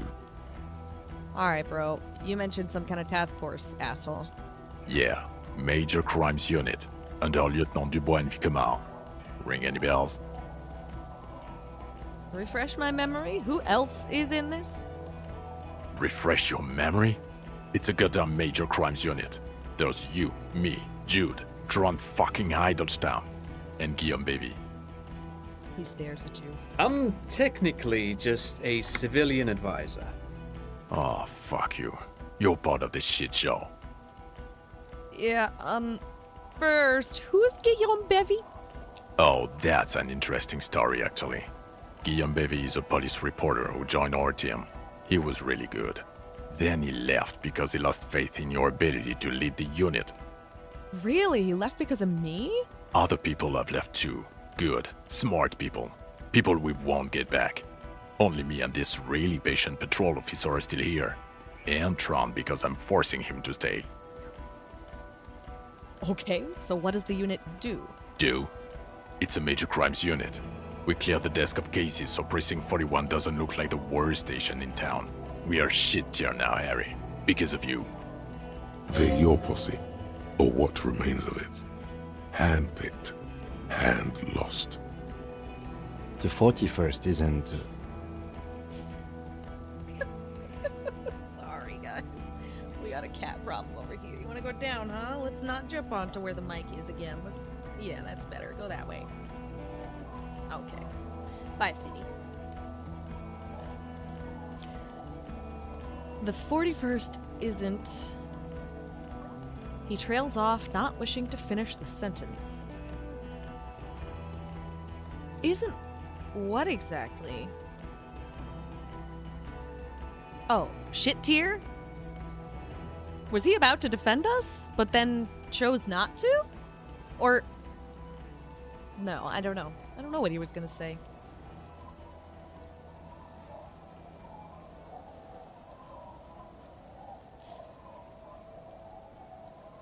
So Trent Heidelstamm, I'm pretty amused by the fact that he's even here. So, like, I don't feel the need to yell at him, whatever his name is, Vikma. I don't have the urge to yell at him about being the blonde man with sunglasses, because no shit. Yeah, he was just spying on us like an asshole. We know already. But this guy, what is he doing here? So Trent turned out to be Special Consultant Trent Heidelstamm or something? Yes, I'm Trant Heidelstamm. I never said I wasn't Trant Heidelstamm. Wait, what was up with the kid then? That's where I remember his face. He's the dude who was standing outside the Feld building looking at the mural. What was up with the kid then? Mikhail? Mikhail is my son. His son? What a joke. Everyone is lying to you. Why do I think maybe he's not lying about that, though? Oh, yeah? What was up with all the interesting history? Were you spying on me? No, I was just interested in the Feld building and the Martinez beachhead. And Mikhail wanted to see Martinez. It was a coincidence. Uh-huh. Maybe Him it was. being there with his son, it was not a coincidence. It's difficult to see, but he was worried about you. And also interested in the Feld building. Also. So what are you even special consulting here? What indeed? I was asked to share my take on some of the more obscure theories developed in Königstein in the 30s, like partial psychotraumatic amnesia, group personality theory. He's here to see if you're insane. He is smart. Let's move on. Move on, huh? Well, none of this is ringing any bells. The bells aren't ringing because you have brain damage. Trant, this is where you come in. How bad is it? Well, he doesn't have visible tremors, he talks without slurring, he can drive a boat, he's standing, reasoning. All good signs, but complete retrograde amnesia, episodic and semantic. As displayed in the station call, our interactions with him, and I don't want to be a snitch, but also mine with him before when Harry did not seem to know who I was. It's all very interesting. Huh. Interesting? Yes, interesting. I have my theories, but I would like to hear Harry's thoughts first. Harry, what do you think happened to you? Neurologically, psychologically, and why not socioeconomically? Wait. Socioeconomically, you think I'm so poor that I lost my memory? Not when you phrase it like that. But I don't think critical theory...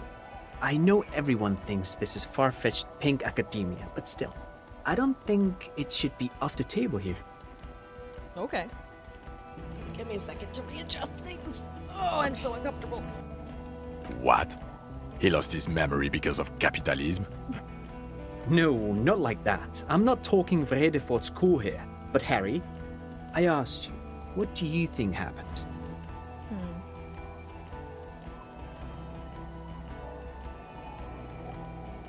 Capitalism fucked me beyond all recognition. That's hilarious. Hilarious. I drank so much I lost my memory, and now I'm slowly recovering it. I made it all up? No, did not make it all up.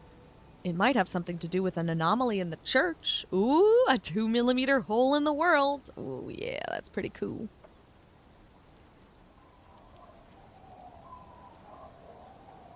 Something so sad happened to me that I couldn't be me anymore. It was a defense mechanism. This and this are both true. Number 1 and number 5 are both true. Very true, and I wish I could say them both at the same time. The defense mechanism may be the forgetting. But the alcohol, which caused a lot of the memory loss was definitely his main coping mechanism, and not a good one, because defense mechanisms are not always healthy. Forgetting was not good for him, clearly. It felt like it was good for him, because knowing all of the things about his life, he couldn't stand it. Fact is, you have to be able to suffer. It's part of life. Suffering is life. Life is suffering, and if you forget it, then are you even a person anymore? If you forget all the horrible things that have happened to you.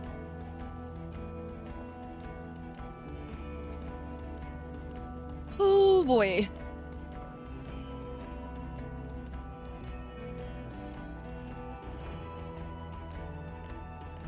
Something so sad happened to me that I couldn't be me anymore. It was a defense mechanism, I think. Psychotraumatic amnesia, Trant? I can go for that. Shit kid is a broken man. Always has been. Who isn't? I know I am. But you know what?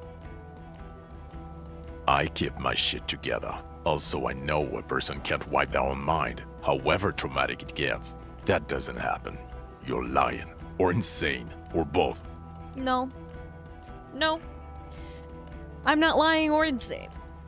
I mean, I don't know about insane, but I'm not lying. The thing is, a person can't wipe their own mind consciously, not on purpose. But they absolutely can through drinking and other things. No matter how traumatic it gets, you can't wipe your own mind. That may be fully true when you're talking deliberately, but trauma can and has, in the past many times throughout history, caused people to forget. Trauma can be forgotten, just not fully forgotten. Even when the mind can't remember, the body remembers, things like that. It's not a full loss of memory. But it absolutely does happen, Jean-Vic Ma. Anyway. But Detective Vigmer, he has blanked out before. Oh, I have? Yes, a couple of times.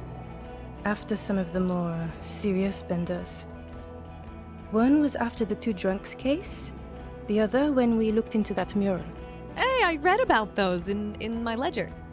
The two cases in your ledger, the unsolvable case and the Next World mural, those were recent. Those cases were hard on you. Interesting. So at first he dipped his toes into it, prepared. That's where he would have gotten the idea, yes. Practice. And then he used alcohol to get there, so to speak. No, I don't think it was an idea. I don't think he was trying to wipe his whole memory. I think a lot of people drink to forget, but not to create full-on amnesia. They drink to forget their pain in the moment, but every alcoholic even knows, once you sober up, you're gonna remember again. That's the whole reason. No, it's not the whole reason. It's a part of the reason why people keep going back and drinking more and more in order to deliberately forget their pain, just temporarily. But our boy here woke up and whoops, never came back. Memories never came back. That would be hard to do on purpose. You'd have to really try to kill yourself through drinking. Which, I guess, if you think about it, he kind of did. We did wake up day one with this sense that Harry was trying to kill himself that night. The necktie, the alcohol, the destruction in the hotel room. You know, walking around the whirling, waving his own gun at himself, saying he was gonna kill himself. Yeah. What do you mean? Well, here's my theory. What if this is an absolutely normal reaction to the world we're living in? What if this is not a significant anomaly at all? Something to be explained, approached as a defect? Look at the sensory input here. He gestures towards the scenery. What is he talking about? Absolutely normal reaction to the world. What? Look at the ruins, the neon. Listen to the radio, the multitudes, the people. Live here for 40 years. As a police detective, he's like a magnetic reader on the world tape, to borrow a known metaphor. Harry's been pushed flat against it. Total input. Hardwired to the free market. He just needed for it to end. He nods confidently. Okay, Trent, thank you. That's absolutely meaningless. I'm glad we brought you. Will he or will he not be able to work in the major crimes unit? Is he a cretin now? I want to know that. He's not a cretin, and he is able to do work. If not in his previous leadership role, then as a line detective. I think I'm ready to lead again. Harry may not have all his memories back, but he sure has gathered most of them together by piecing it all together from other people. He's remembered what happened with Dora now, at least partially.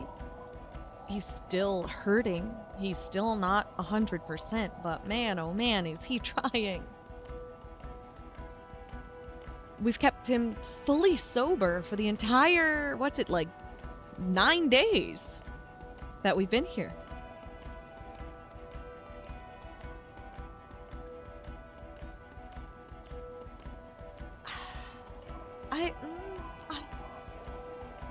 The reason I'm hesitating is because I think he might think he's ready to lead again. But in reality, is he? I mean, he's been leading around Kim this whole time. Kim's been letting him be in charge. And look at how well we did. We've solved a murder and everything. You know what? Fuck it. I'm ready to lead again, you jerk. No one even mentioned that. I misphrased my question. It should have been, is he able to put his clothes on and use the body? Or do we need to get him on a disability pension? Oh, jeez. They can keep that pension. You're rock solid. You can put your clothes on hard. Oh, yeah. What now? Now nothing. Now we're just going to stand here.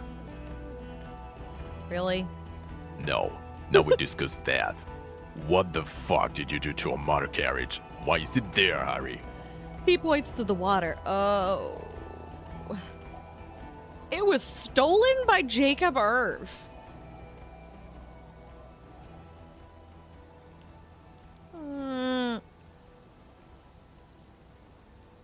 Hold on. In the ocean? Feign ignorance. Jacob Irv. I mean, isn't that a full-on fucking lie? It was our fault.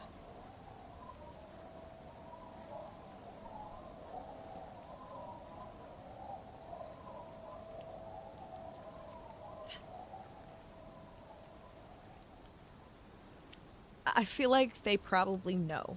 Kim knows for sure. So, what's the point in lying?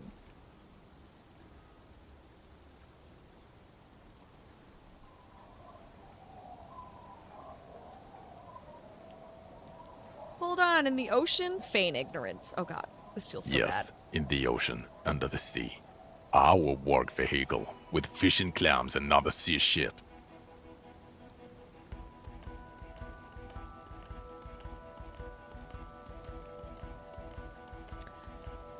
Oh, I don't know.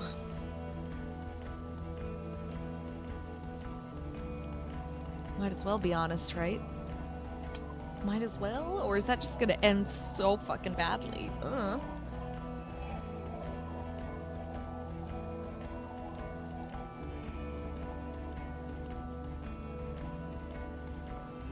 I drove it into the ocean when I was drunk. Ah, so refreshing. He just admits it. Thank you for your honesty. Thank you welcome. for destroying 45,000 real of police property that's coming out of everyone's payslip. You're welcome. It doesn't matter. Your badge, Harry. Show me your badge. He exhales to calm his breathing. Ooh, cool. I can be like, hey, look at my armor, though. I got my badge right here. Show it to them. In a rush to demonstrate your badge, your eager fingers can't sustain a grip on the smooth plastic, and the badge slips out of your hand. Oh my god! That's a low chance. Oh my god! Hand-eye coordination. Any chance? Do I have any? I don't have any more points. I wasted all my points. Oh, shit. Well, we've succeeded low chances before, much to my surprise, so fuck it, I guess. Try to catch it. Fail. Whoops. You juggle the badge for a second, unsuccessfully, and it lands on the ground, some 2 meters away.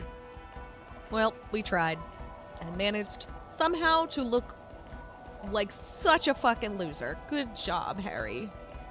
Justin tried to pull his badge out. Incredible. Ouch! You strained your elbow trying to catch that stupid thing. Damn it. Wow. He found it. He found it, Jean. It's his badge. Yay!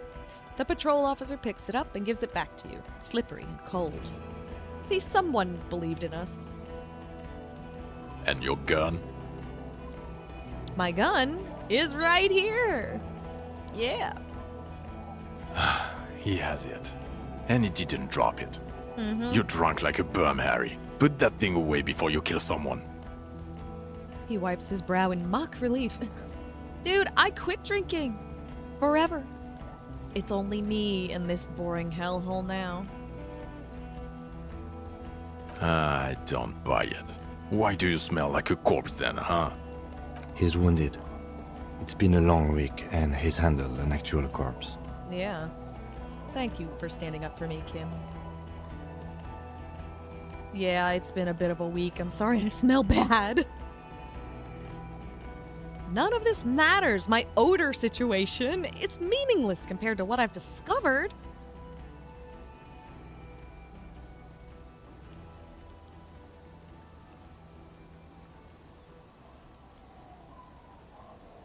It's been a bit of a week. I'm sorry I smell bad. A bit of a week? You're drunk, and you let a suspect escape, a certain Clasier, because you were too drunk to assess a flight risk. No, I haven't drank anything. We've read the report, Sari. Lieutenant Kitsuhagi's. We know. What do you mean you know?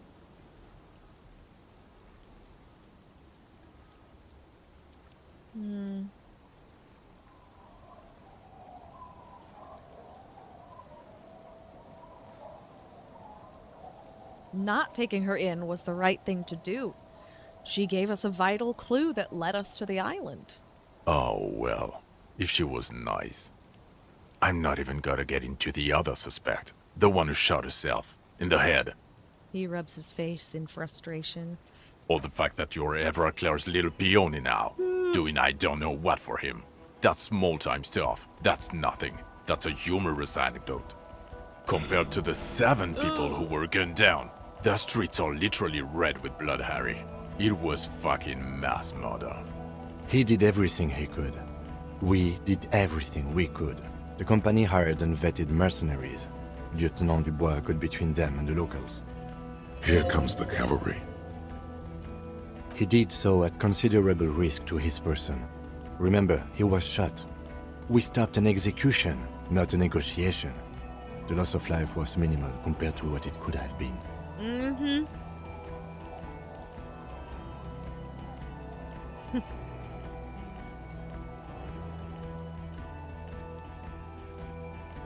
I also solved the case. It's solved. All of it. Isn't that fucking important? Detective, it's better if I do that. Okay. Sorry, King. Thank you for the input, Lieutenant Kitsuragi. I didn't mean to suggest you didn't handle the situation. He brushes a stray strand of hair out of his eye and coughs. He thinks of apologizing, but decides against it. You've spent the week with him on this case. What is your take? On the case? On Lieutenant Geoffrey Dubois. Well, the drinking, the gun losing, also losing the badge. That's all true. Although he has not been drinking on the job this week. See? 1 week.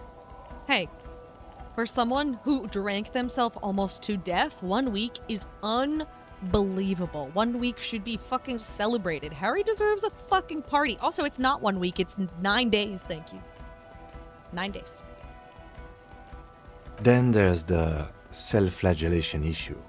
He likes to apologize profusely, making it sound like he's guilty of at least first-degree murder. It's not a good communication strategy for an officer. Womp womp. It's worrying, especially considering his political views. Detective Dubois is, as you may know, a Mazovian socio-economist. He's even gotten involved in a highly theoretical underground reading group, which, again, for a police officer, is unusual. Other still, he is also an ultra-liberal hustler who is always on the grind. How he reconciles these 2 points of view, I do not know. But he is vocal about both of them.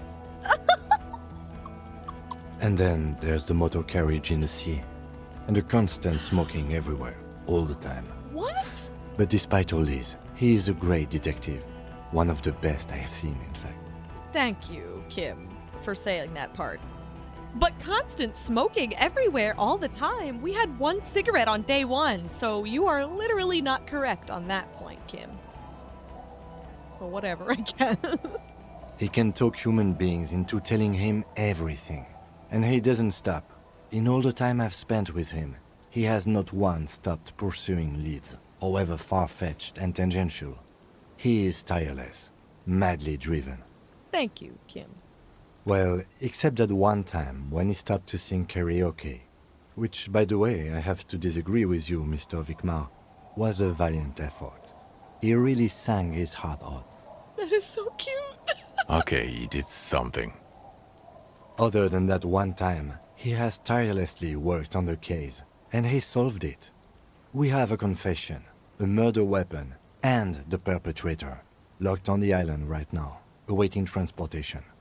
He apprehended a revolutionary brigade who stayed hidden for 50 years, ever since the revolution, who's probably committed other murders over those years. Oh, and he also discovered a new species. He fucking did. A new species? Yup. A colossal stick insect. It was on the island, camouflaged as the reeds. It unfolded from the reeds. I think we may be dealing with the Insulindian phasmid. He takes out the photo and shows it to the officers across the yard. Rain comes down. He covers the glossy photo of the phasmid with his hand. You hear gasps beneath the howling of the wind. As you can see, it's about 3 meters tall. In fact, we think it may be the largest land invertebrate ever discovered.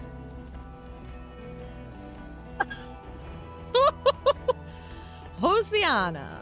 Boom shakalaka, motherfucker. So as you can see, I'm a pretty okay detective and an absolutely giant communist. What the fuck?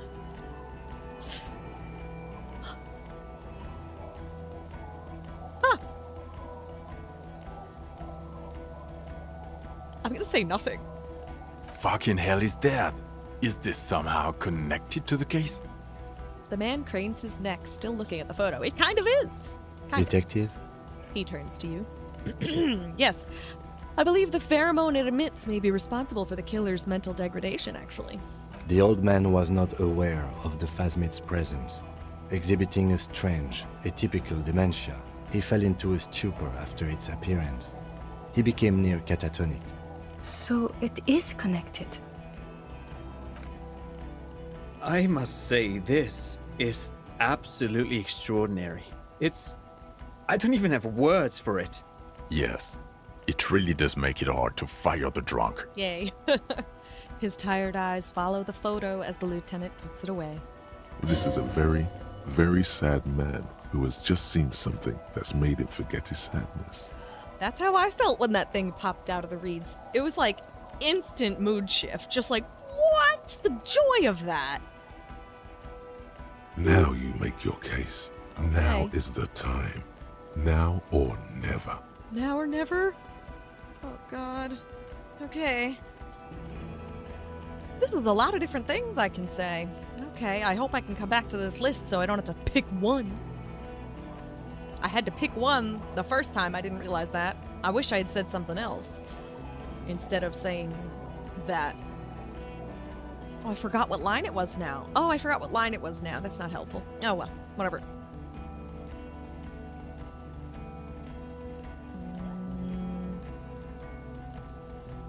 I feel like this is going to be a good place to start. The killer, Lilianovich Dros. We have a strong motive for him. Lilianovich. A revolutionary matronym. The special consultant raises an eyebrow. A revolutionary matronym? The custom started in Grad, where they have patronyms. Krasovich, Lasovich, etc. The revolutionaries saw this as a chauvinist atavism, so they used matronyms, derived from the mother's name instead. Oh. This man's mother was Lilian. His Lilian's son, Lilianovich. The custom was overturned after the revolution failed, but not before it made it to Revachol. So, it is what a soldier of the ICM would be called. Thank you, Trant. Thank you for that piece of cultural theory. You said you have a motive? He turns to you. Of course, excuse me, I just thought it was noteworthy. Thank you, Trant, I guess. Oh, man, let's see. He killed the mercenary in an act of jealousy. He killed the mercenary hoping to start a war. No, not quite. He killed the mercenary in an act of jealousy. Also in an act of rage induced by the phasmid semiochemicals, but I feel like the emotion behind it makes more of a sense. What makes more sense as a motive? This isn't quite motive, it's just kind of what fucked with his mood state. He killed the mercenary in an act of jealousy. Jealousy? I thought this Lilianovich was an old man, to have been hiding for 50 years, like 70-something. A strange psychosexual fixation, aggravated possibly by proximity to the phasmid and its chemicals. He himself gave a political reason, said he had killed an enemy combatant. Also, we have ballistics from the gun, matching the bullet found in the dead mercenary's head, and 2 officers on the scene that Mr. Dross confessed to. It's a clean win. Yep. It's way more than that. It's more than that, huh? A perfect folding mechanism like the phasmid. It's way more than that. It will win me Dora back. Oh, sweetie. No, it will not. Nothing's gonna win her back. You need to let her go. It's my masterpiece. They'll teach it in cop school. What the fuck? Cop school. I did all I could. Every second was a struggle. It's more than that. Let's be dramatic here, huh?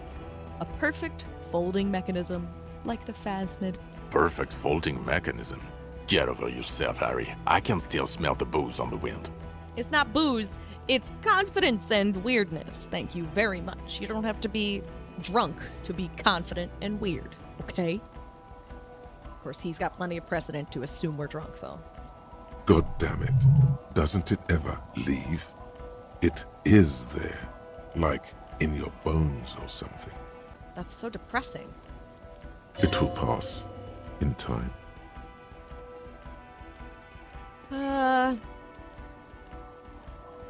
There was also a dead man on the boardwalk, a missing person that I found. Oh, actually, let's start with this one.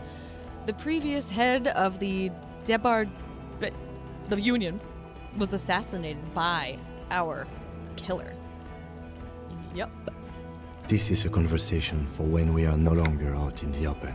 Oh. In Martinez, where Everard and Edgar Clare have ears everywhere. Okay.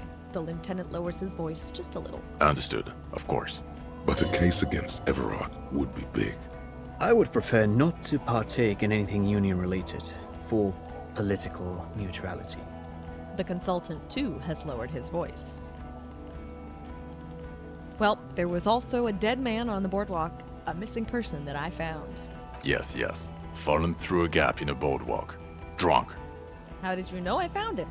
The body was transported to Precinct 41, Yay. our morgue. I had Tilbrook and Mullins take care of funeral arrangements and family stuff. You're not the only cop in the world, Harry. This all comes back to us. Still, Good work with the missing person, Detective. Thank you. It's still a point for you. No denying it.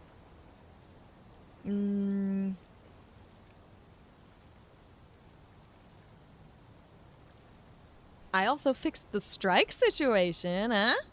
How? It seems to be ongoing. I see red banners on the gates.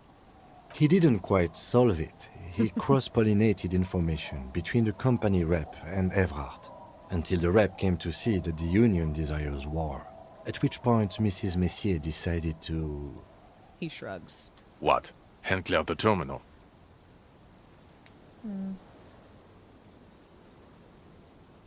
It was an accident. Jesus. I did it for the world revolution. I masterminded a solution to an unsolvable problem. Yeah, I just told people some things. No big deal. Things are calmer now. Sounds like you got played, Harry. Because you were off your tits on Al Ghul. Hey, how do you know about Al Ghul? Also, no, I'm not drinking. It doesn't matter how we know about Al Ghul. What matters is, you're Everett Clare's peony now. Just as I said. He's a mob boss, did you know? Is that why you want us to investigate the assassination of the previous Union head thing? To get off Everett's hook? No, I just thought it was cool information.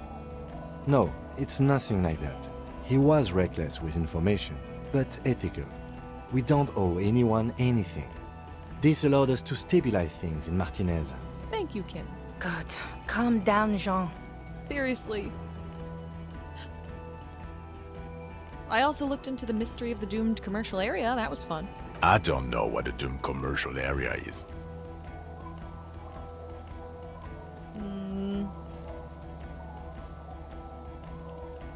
Rue de Saint-Ghislain, 10. A commercial building where all businesses go bankrupt. I looked into it.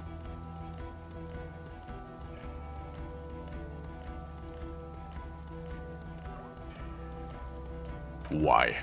That's not what you were supposed to do here. There was a fridge we needed and a possible witness. He was just chasing a lead and ended up advising a local shopkeeper. It was okay. Of course. Call it community outreach, right? She turns to Vichmar. Thank you, Judith. I like her. She's standing up for us. She must have been our friend at some point. I confiscated drugs from Kuno's dad and did not give them to anyone else, nor did I take them myself. Who's Kuno? A kid. You don't want to know. You're right, Lieutenant. I don't. You snorted the drugs, I know you did. No, it's I didn't. alright. I mean, at this point, anything is but the drink. You know what? He's clearly determined to think this about me, and honestly, especially without having memories of our previous interactions prior to the start of the game, that he may have every reason in the world to feel this way about us, to assume we would remain like this forever. It's very unfortunate, but at a certain point, people can't keep supporting you. If you are just endlessly driving yourself to an early grave, the people around you who love you or who work with you, at a certain point they're allowed to give up and assume you'll never change. It doesn't make it right necessarily to assume someone can't change or give up on someone you love. Not necessarily a good thing, but sometimes it is the right thing when it has to do with your sanity. Life isn't black and white, though. Maybe the right thing for him, to remove the care, to basically be like, nope, not anymore. I know the kind of person you are. I'm not going to take it anymore. I know you're an addict, the end, and then not really believe them anymore. They may be right to do that for themselves, but it's not necessarily right for the person who's now trying to recover. But part of that recovery is also accepting this fact that other people don't have to forgive you. Other people don't have to accept that you're changing. You have to take accountability for your own actions. There are consequences to your actions. Anyway, I got a little off topic there. little tangential. This is so weird, these two, but I also started a nightclub in the church.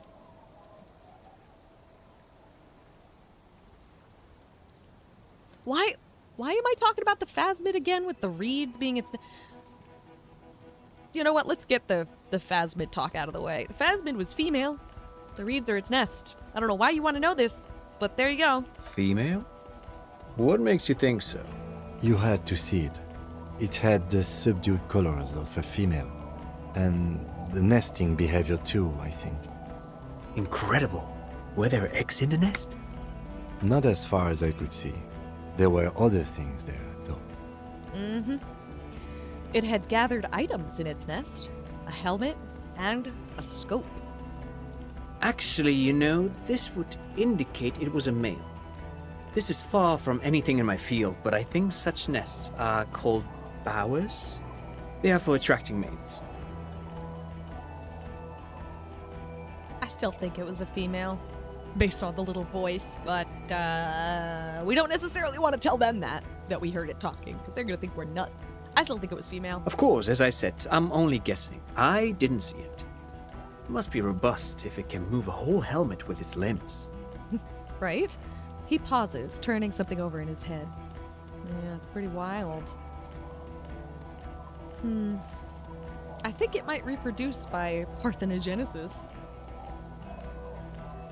I think it emits a chemical that makes it look even more like the reeds. Let's go with that one. Yes. That would be a pheromone. A pheromone that's seemingly beneficial to the host. It usually stimulates the affected nervous system. Not a human's, of course, but perhaps a predator's? The perpetrator seemed intoxicated somehow, like an addict. It's just a hunch, but... There are species of bees that, under the influence of pheromones, take wasp larvae to their hives. Wow. And do the same with aphids, thinking they're... Do you think this is how it stayed hidden? Yeah, I do. Nothing is off the table. But I want to stress this. The find does not have to be connected to the case. The case is 100% prosecutable. Yes. Without any pheromones. Of course, Lieutenant. Of course. We should treat the case and the phasmid as completely separate from each other. People are not going to... He shakes his head.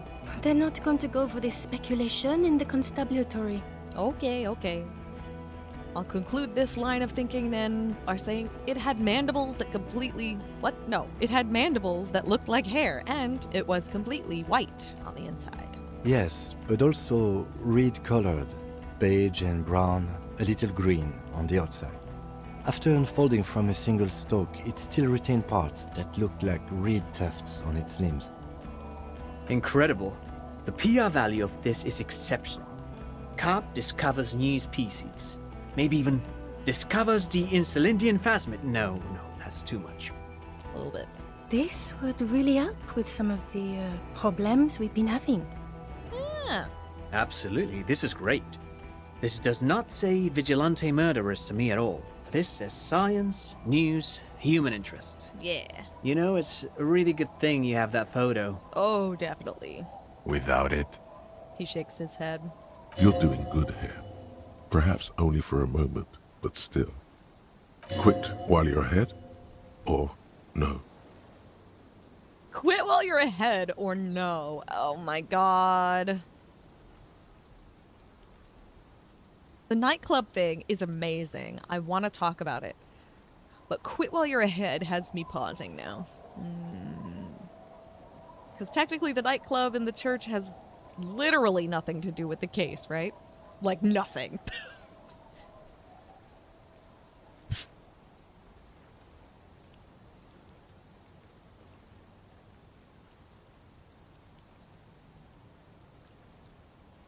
I also started a nightclub in the church. what was that? It sounded like you set up a nightclub in the church. I did. Jean cups his ear. The wind blows. Yeah, he doesn't believe we fucking did that, but we did. And I know he thinks that if it's true, we did it for a stupid reason. But no. No. Yeah. See, this he would love. I did some kids a solid, turned their lives around. But this is so exciting and, well, maybe more scary than exciting. I don't know if they want to hear it, but it's true. And I want to talk about it because I just get excited about the weird stuff.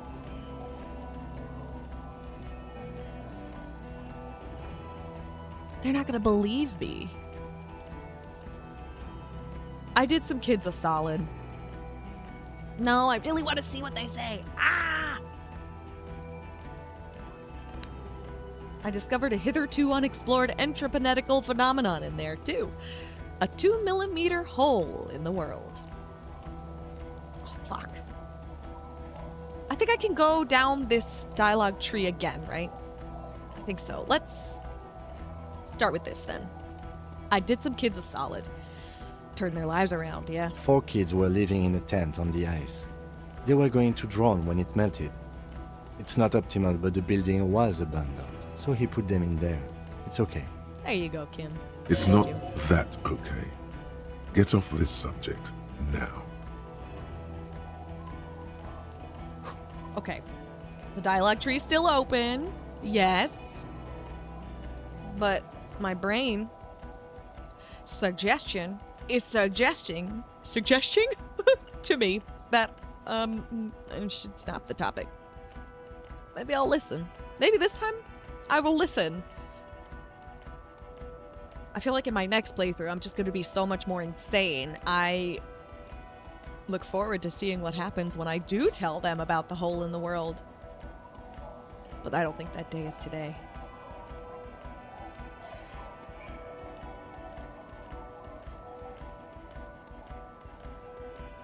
Is it? God, I get so torn about things like this.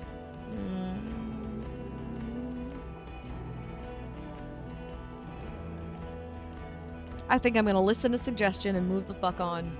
So what do you say? You wanna take this hot shit back? I don't want to, but you discovered a new species and solved the murder. He shrugs. So I have to. Jude, Anything that ends the trial is okay with me. A quick nod. You haven't been drinking, she thinks, so maybe this time. Agreed. The public relations potential of this is too valuable to let go. okay. We have vehicles in the square, and the perpetrator needs to be taken into custody. Let's go.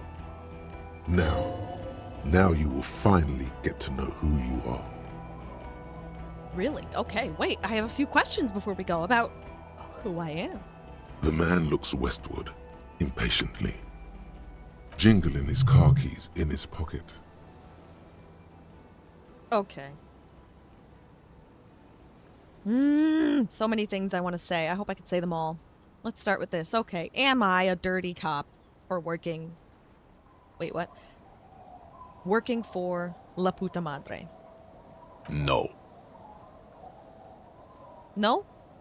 There was a suspect who seemed to think that about me. You're too unstable to work for a mob boss. You're suicidal, Harry. No mob boss would take you. Fair. I assure you, I wouldn't consult for a corrupt unit. I told you it's not that bad. Oh, good. Well, Precinct 41, what kind of a station is it? Us? We're the bloody murder station, haven't you heard? We're the bad guys. No one likes us. That's not true. Jamrock is too big for one precinct. You are just understaffed. And everyone respects the 41st. You have Captain Price. Thank you, Lieutenant. You're being kind. It is an understaffed station and the district is too big, which is why we need to... He tilts his head northward. Get back to it. We left Torsen and McLean to run the Sea Wing. It's not good. Wait! Wait! No! I want to go back! I have more things to say. Fuck! Torsen and McLean? Mac the Torso Torsen and Chester McLean. They're not fit to run a wing. Believe me. Things are shaky as it is. And the Sea Wing is... God. There are 4 wings, Harry. A, B, C, and D. We're in C. It's made of losers and clock punchers. You and I reconceptualized it as a task force. It was a mistake. Aw. There's also a lot of outside help involved, not only me. Other losers too. He's anything but a loser, although he would like to be seen as one. It's cooler that way. And Price is... Ptolemy Price?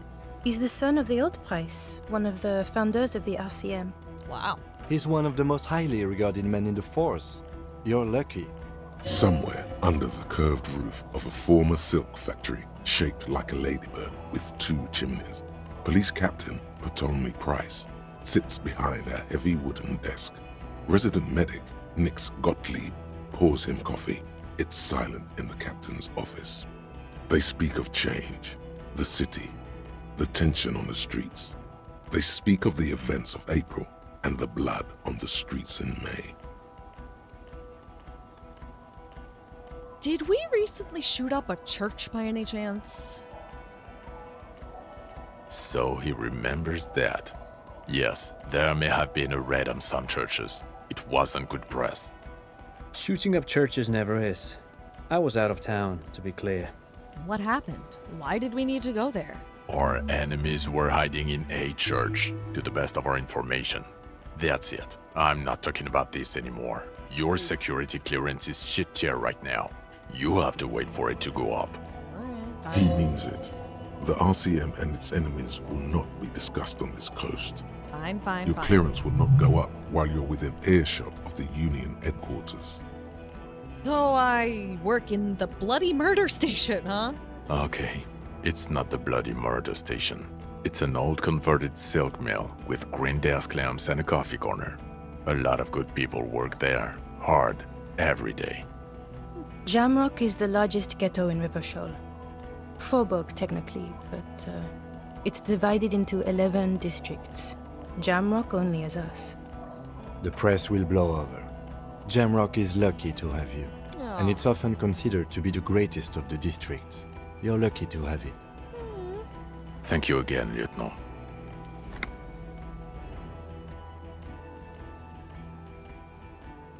Okay. I'm glad we keep coming back to this dialogue tree. Because... yeah. I'm so excited to say these things. But let's go through all of them. Who am I? Who are you? You're a gym teacher, Harry. What? Well, obviously you're not a gym teacher anymore, but... Oh my gosh, anymore. But before?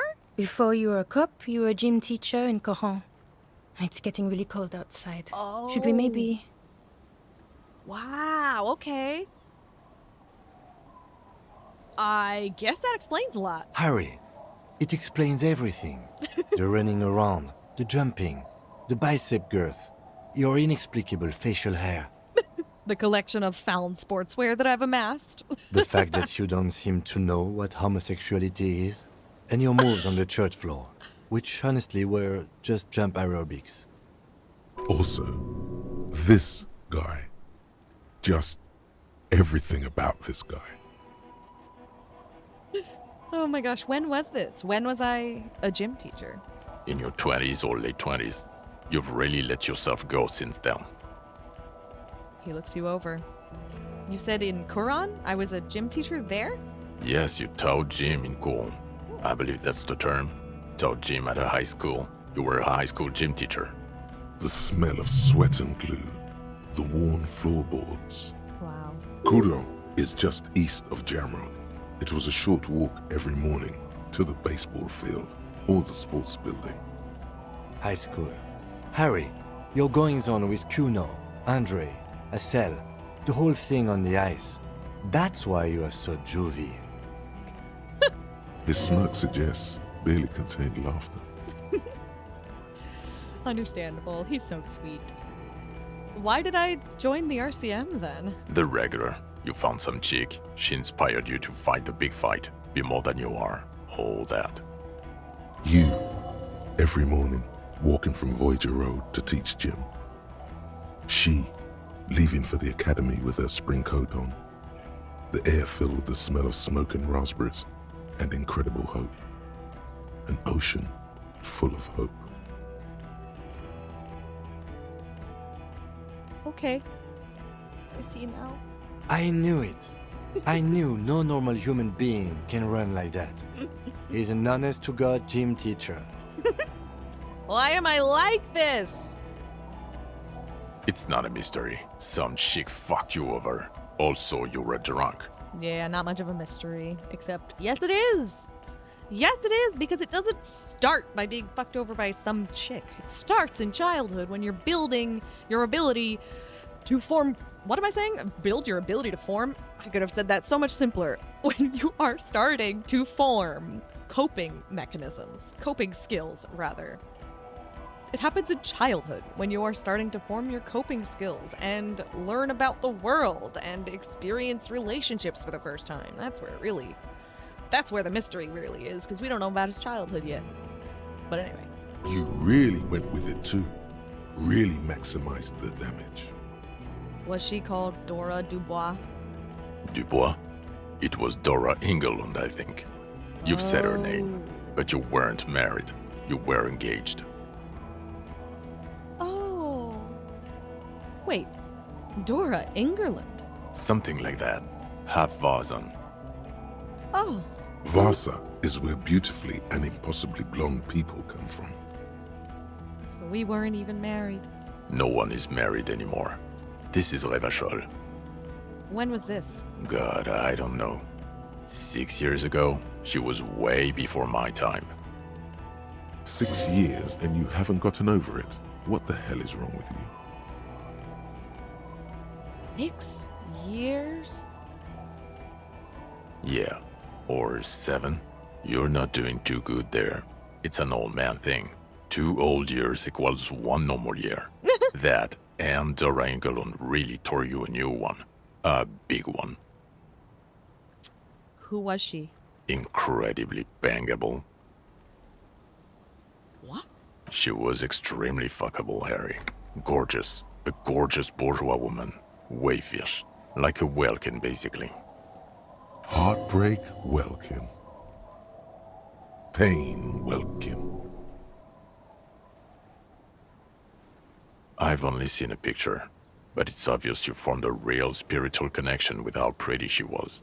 One you never recuperated from. Look, the sun is going down. It's time to go home. She turns to face the sea. I think she taught in the Académie des Arts, east of the river. Way east. Hard to say which came first, the middle-class chick or the drink. Egg and the chicken kind of thing. Damn. My point is, you need to see a psychiatrist about this shit. Not a psychologist. Several degrees harder. Is there something harder than a psychiatrist? A forensic psychiatrist? Go talk to that. The Phasmid. I need to tell Lena about this ASAP. Who is Lena? She lives at 1113 Tabernacle Road in Jamrock. Remember? I do remember. She's a cryptozoologist. She lives in Jamrock on Tabernacle Road. She told me about this Phasmid. Tabernacle? It's on the way over. Near where you live on Perdition. She looks at Vicna. Fine, if we're gonna drop you off anyway. She and her husband were conducting the search for the Phasmid. It's their discovery, in part. They should know as soon as possible. It would do you good to deliver some positive news for a change. Totally. She is going to be over the moon. Yeah, she is. Watch out or she'll faint. Lieutenant Kitsuragi, what will you do now? Well, first I will go back to my station and write the most detailed report anyone has ever seen. It will have to be good to cover all these. Then I will have a serious talk with my captain. About what? Detective, we just stopped a small-scale war. Something is happening to Revachol. He pulls up his collar and looks around, the cold spring light reflected in the lenses of his glasses. I don't know what yet, but it's going to be a hard spring for the RCM. We need to get ready, infiltrate, investigate. Distant traffic. A scrap of newspaper drifts by, carried by the wind. Want to do that at Station 41 with me? Talk to Captain Price? I'd rather not ruffle the feathers of 2 captains with my doom-mongering. No, I meant investigate. Come work in Precinct 41. It would be fun. We could hang out every Work day. with Price? I'm flattered, but I don't know if I... A crooked smile quivers on his lips. Would fit in. Am crazy enough. Can take the stress. He doesn't know how to finish the sentence. Flattered? You're Lieutenant Kitsuragi. We would be flattered if you even considered. I would have to tie things up in GRIH first. Oh my god. But, I mean, whatever is coming, Jamrock will be more central to it than the harbor. The lieutenant turns very serious all of a sudden. And we also have a huge caseload, Lieutenant. Piles that we need to get back to. Mountains, even. She says, with a smile. I do like the sound of that. He returns her smile. Well, I guess I'm ready. Good. She looks at you, then Vikma. Fuck it, let's go. Tron brought his motor carriage. It's a 20-minute drive to Jamrock. The man points down the street. Under the evening sky, the great district turns on its lights. A chessboard of wooden houses, 80,000 living souls inside. Fire traps as far as the eye can see, from Main Street to Precinct 41 atop the motorway, to Boogie Street, forking into the snow-swept horizon. You close your eyes and hear the dogs bark. A lone woman sits by a factory window, dreaming of meteorite strikes. On Rue de Saint-Jérôme, a square bullet slides into a square-shaped chamber. In Old South, a man without eyelids smiles. Ugh. Spring has come. It's time. A man without eyelids? Oh, me having an eye phobia? Not. Ugh. Ooh, don't even tell me that again. Oh my god. Anyway. Who's dreaming of meteorite strikes? That's fantastic. I love Harry's brain. I do. Dawson? Yes. McLean? Yes. Heidelstein? No. Vicmere? Yes. Dubois? Of course. Really? Nix Gottlieb looks up from the list. I hear he's unstable. You say that like it's a bad thing. Captain Potomny Price gestures with a ballpoint pen. It's dim in his office, and the curtains are drawn. Harry's our man. He'll pull through. When he does, he'll side with the people. Understood. Gottlieb returns to the list. Minnow? Of course. Wonderful. Then can we please just go back to Jamrock now? The woman looks north. And. Can we? Aww. Aww. Oh my god. We're leaving. Are we actually? Is the game actually ending?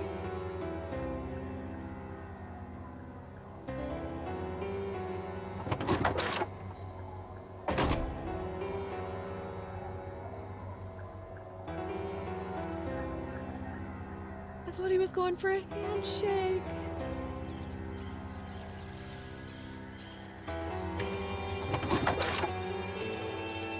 This man used to love him, man. It is so clear. It's loving someone who's going through so much struggle and addiction. Oh my god, would be so hard. I can see why he gave up on him, but I hope they can reconcile.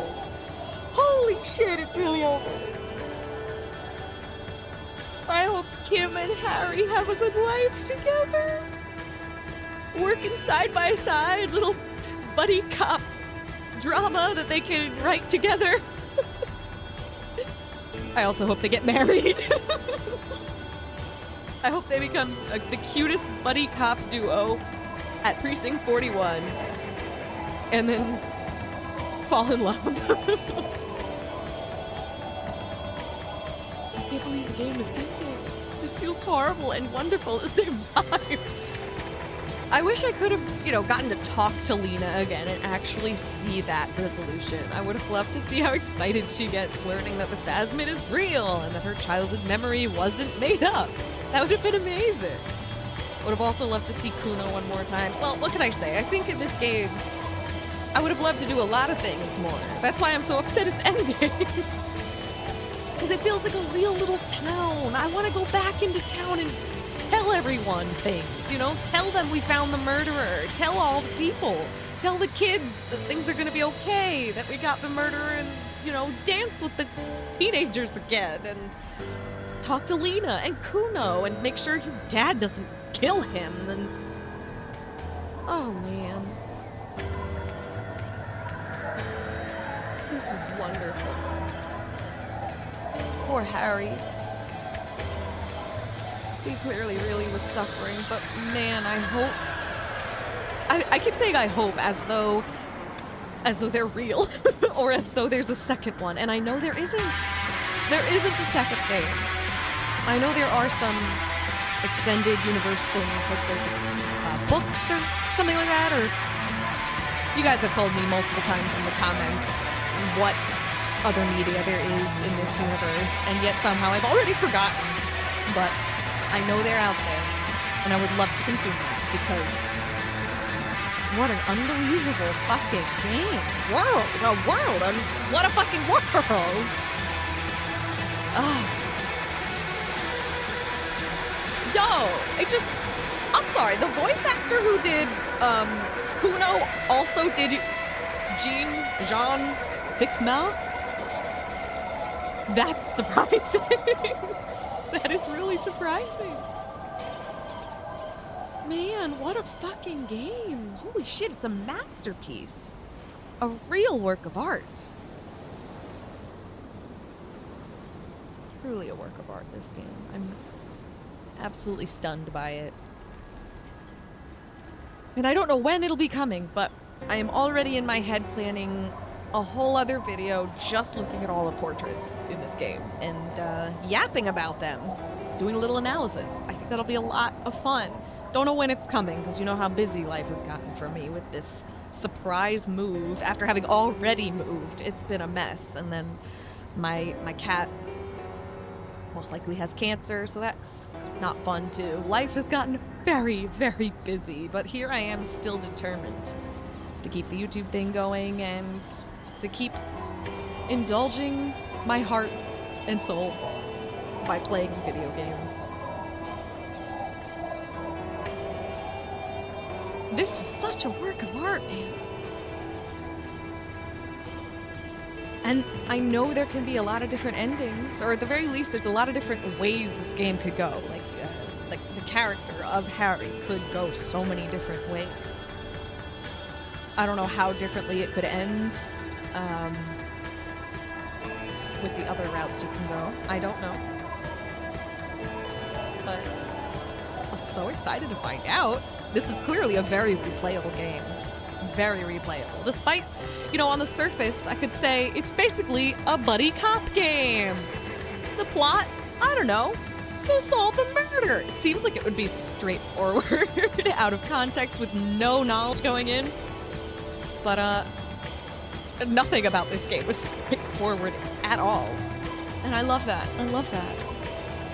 I loved it. I loved it. I've been thinking about it nonstop. Every time I'm not playing, I feel like I'm thinking about it. And I've already been doing some little doodles inspired by this game because, of course, it's gorgeous, it's emotional, it's inspiring.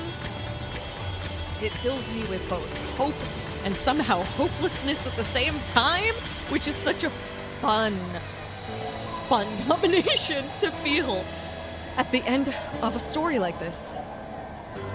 Somehow hopeful and hopeless simultaneously. I wish there was more resolution now that I'm thinking about it in terms of the 2mm hole in the world. The dance club with the kids that's just like protecting the entire world from falling apart. That is an incredible plot line, and it. Oh, I wish I could have had more of it. I wish I could have had more of it. But we can't have everything we want.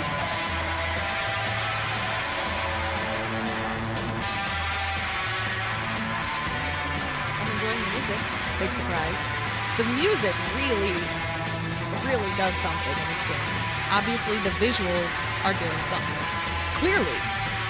Painterly, expressive, stunning. Deliberately designed to invoke certain feelings.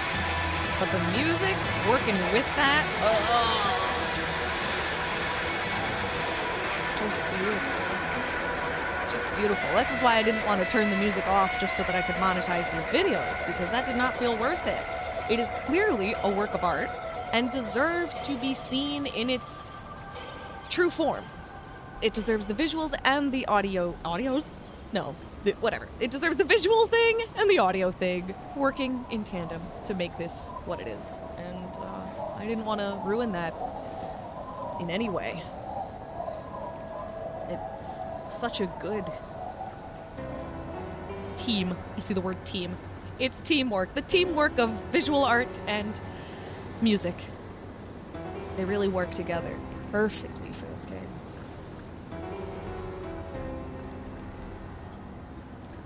And yes, I like to sit through the entire credits because I want to give everyone their dues. Everyone. Because every single person who worked on this should be fucking proud of themselves. This is amazing.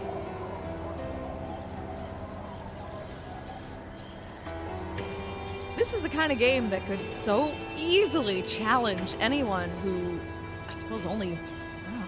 Does anyone even think this way anymore? I'm getting ahead of myself. There's people in the world, obviously, a lot of older folks in particular tend to think, you know, video games, they're gonna rot your brain. You're just shooting things all day. It's useless. Rah. Fighting games. This is such a good antidote for that, like, reasoning, because, hello. There's no actual combat in this game, you know? I'm not running around shooting stuff. Not at all. This was a novel, a visual novel, basically. It was remarkable. And I think anyone who doesn't believe that video games are a work of art and can have serious emotional impacts and actually change people, this game could do it. This game could do it. Change minds. Change lives, probably. A couple people in the comments, actually, have said that this game prompted them to stop drinking. It prompted someone, a couple people, I think a couple of you said this game prompted you to go to therapy, which is incredible. Absolutely incredible and beautiful. And I'm so happy for you and for anyone who felt touched by this game.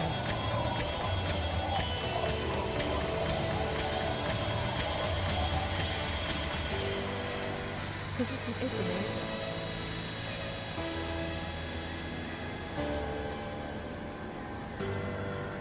Very much art therapy, this game is. The visual, auditory combination, along with the storytelling of it, and it's just perfect. A perfect piece of video game therapy, so to speak. 100% would play this in a therapy session with a client. 100%. If you don't believe me that that's a thing, go ahead, look it up. Video game therapy has become a real thing. It doesn't happen very often. It's a pretty new concept, but it is out there, video game therapy. And I think it's really something that, oh look, they thanked everyone at Larian Studios. That's nice. That made me lose my train of thought. No one is surprised. But video game therapy, I really feel is really just sort of a baby of art therapy, you know? They have such a similar intent to do the therapy thing, but without needing to use direct confrontation, direct communication with words. This. It was perfect. It was perfect. It was absolutely perfect. And now we're at the fucking main screen again. It's really over. It's really over. I'm so sad that it's over. But I'm so proud to have shared my first playthrough of this incredible, beautiful game with you guys. So thank you. Thank you for being here for all of this and for hanging out with me today and every day before this that we've been playing this game together. Thank you. If you have enjoyed our time together, please consider doing the YouTube thing, liking, commenting, subscribing, hyping, or even joining as a member if you want. I do put out members-only videos that become public eventually. I'm gonna add some more things to the membership so that you guys feel like you're getting more of your money's worth, but I haven't gotten there yet. I haven't even advertised the whole membership thing yet because I want to start adding more things so that you guys feel, feel like it's worth doing. But that is an option you have if you would like, but there is absolutely no pressure, obviously. I love and appreciate every single one of you so very much. Please be kind to yourselves, take care of yourselves, take extra good care of your animals and human children too, please. And stay soft, because the world is definitely hard enough already. And I will see you next time. Bye-bye. Holy shit. No, I don't want to quit the game. Fuck you. Ugh.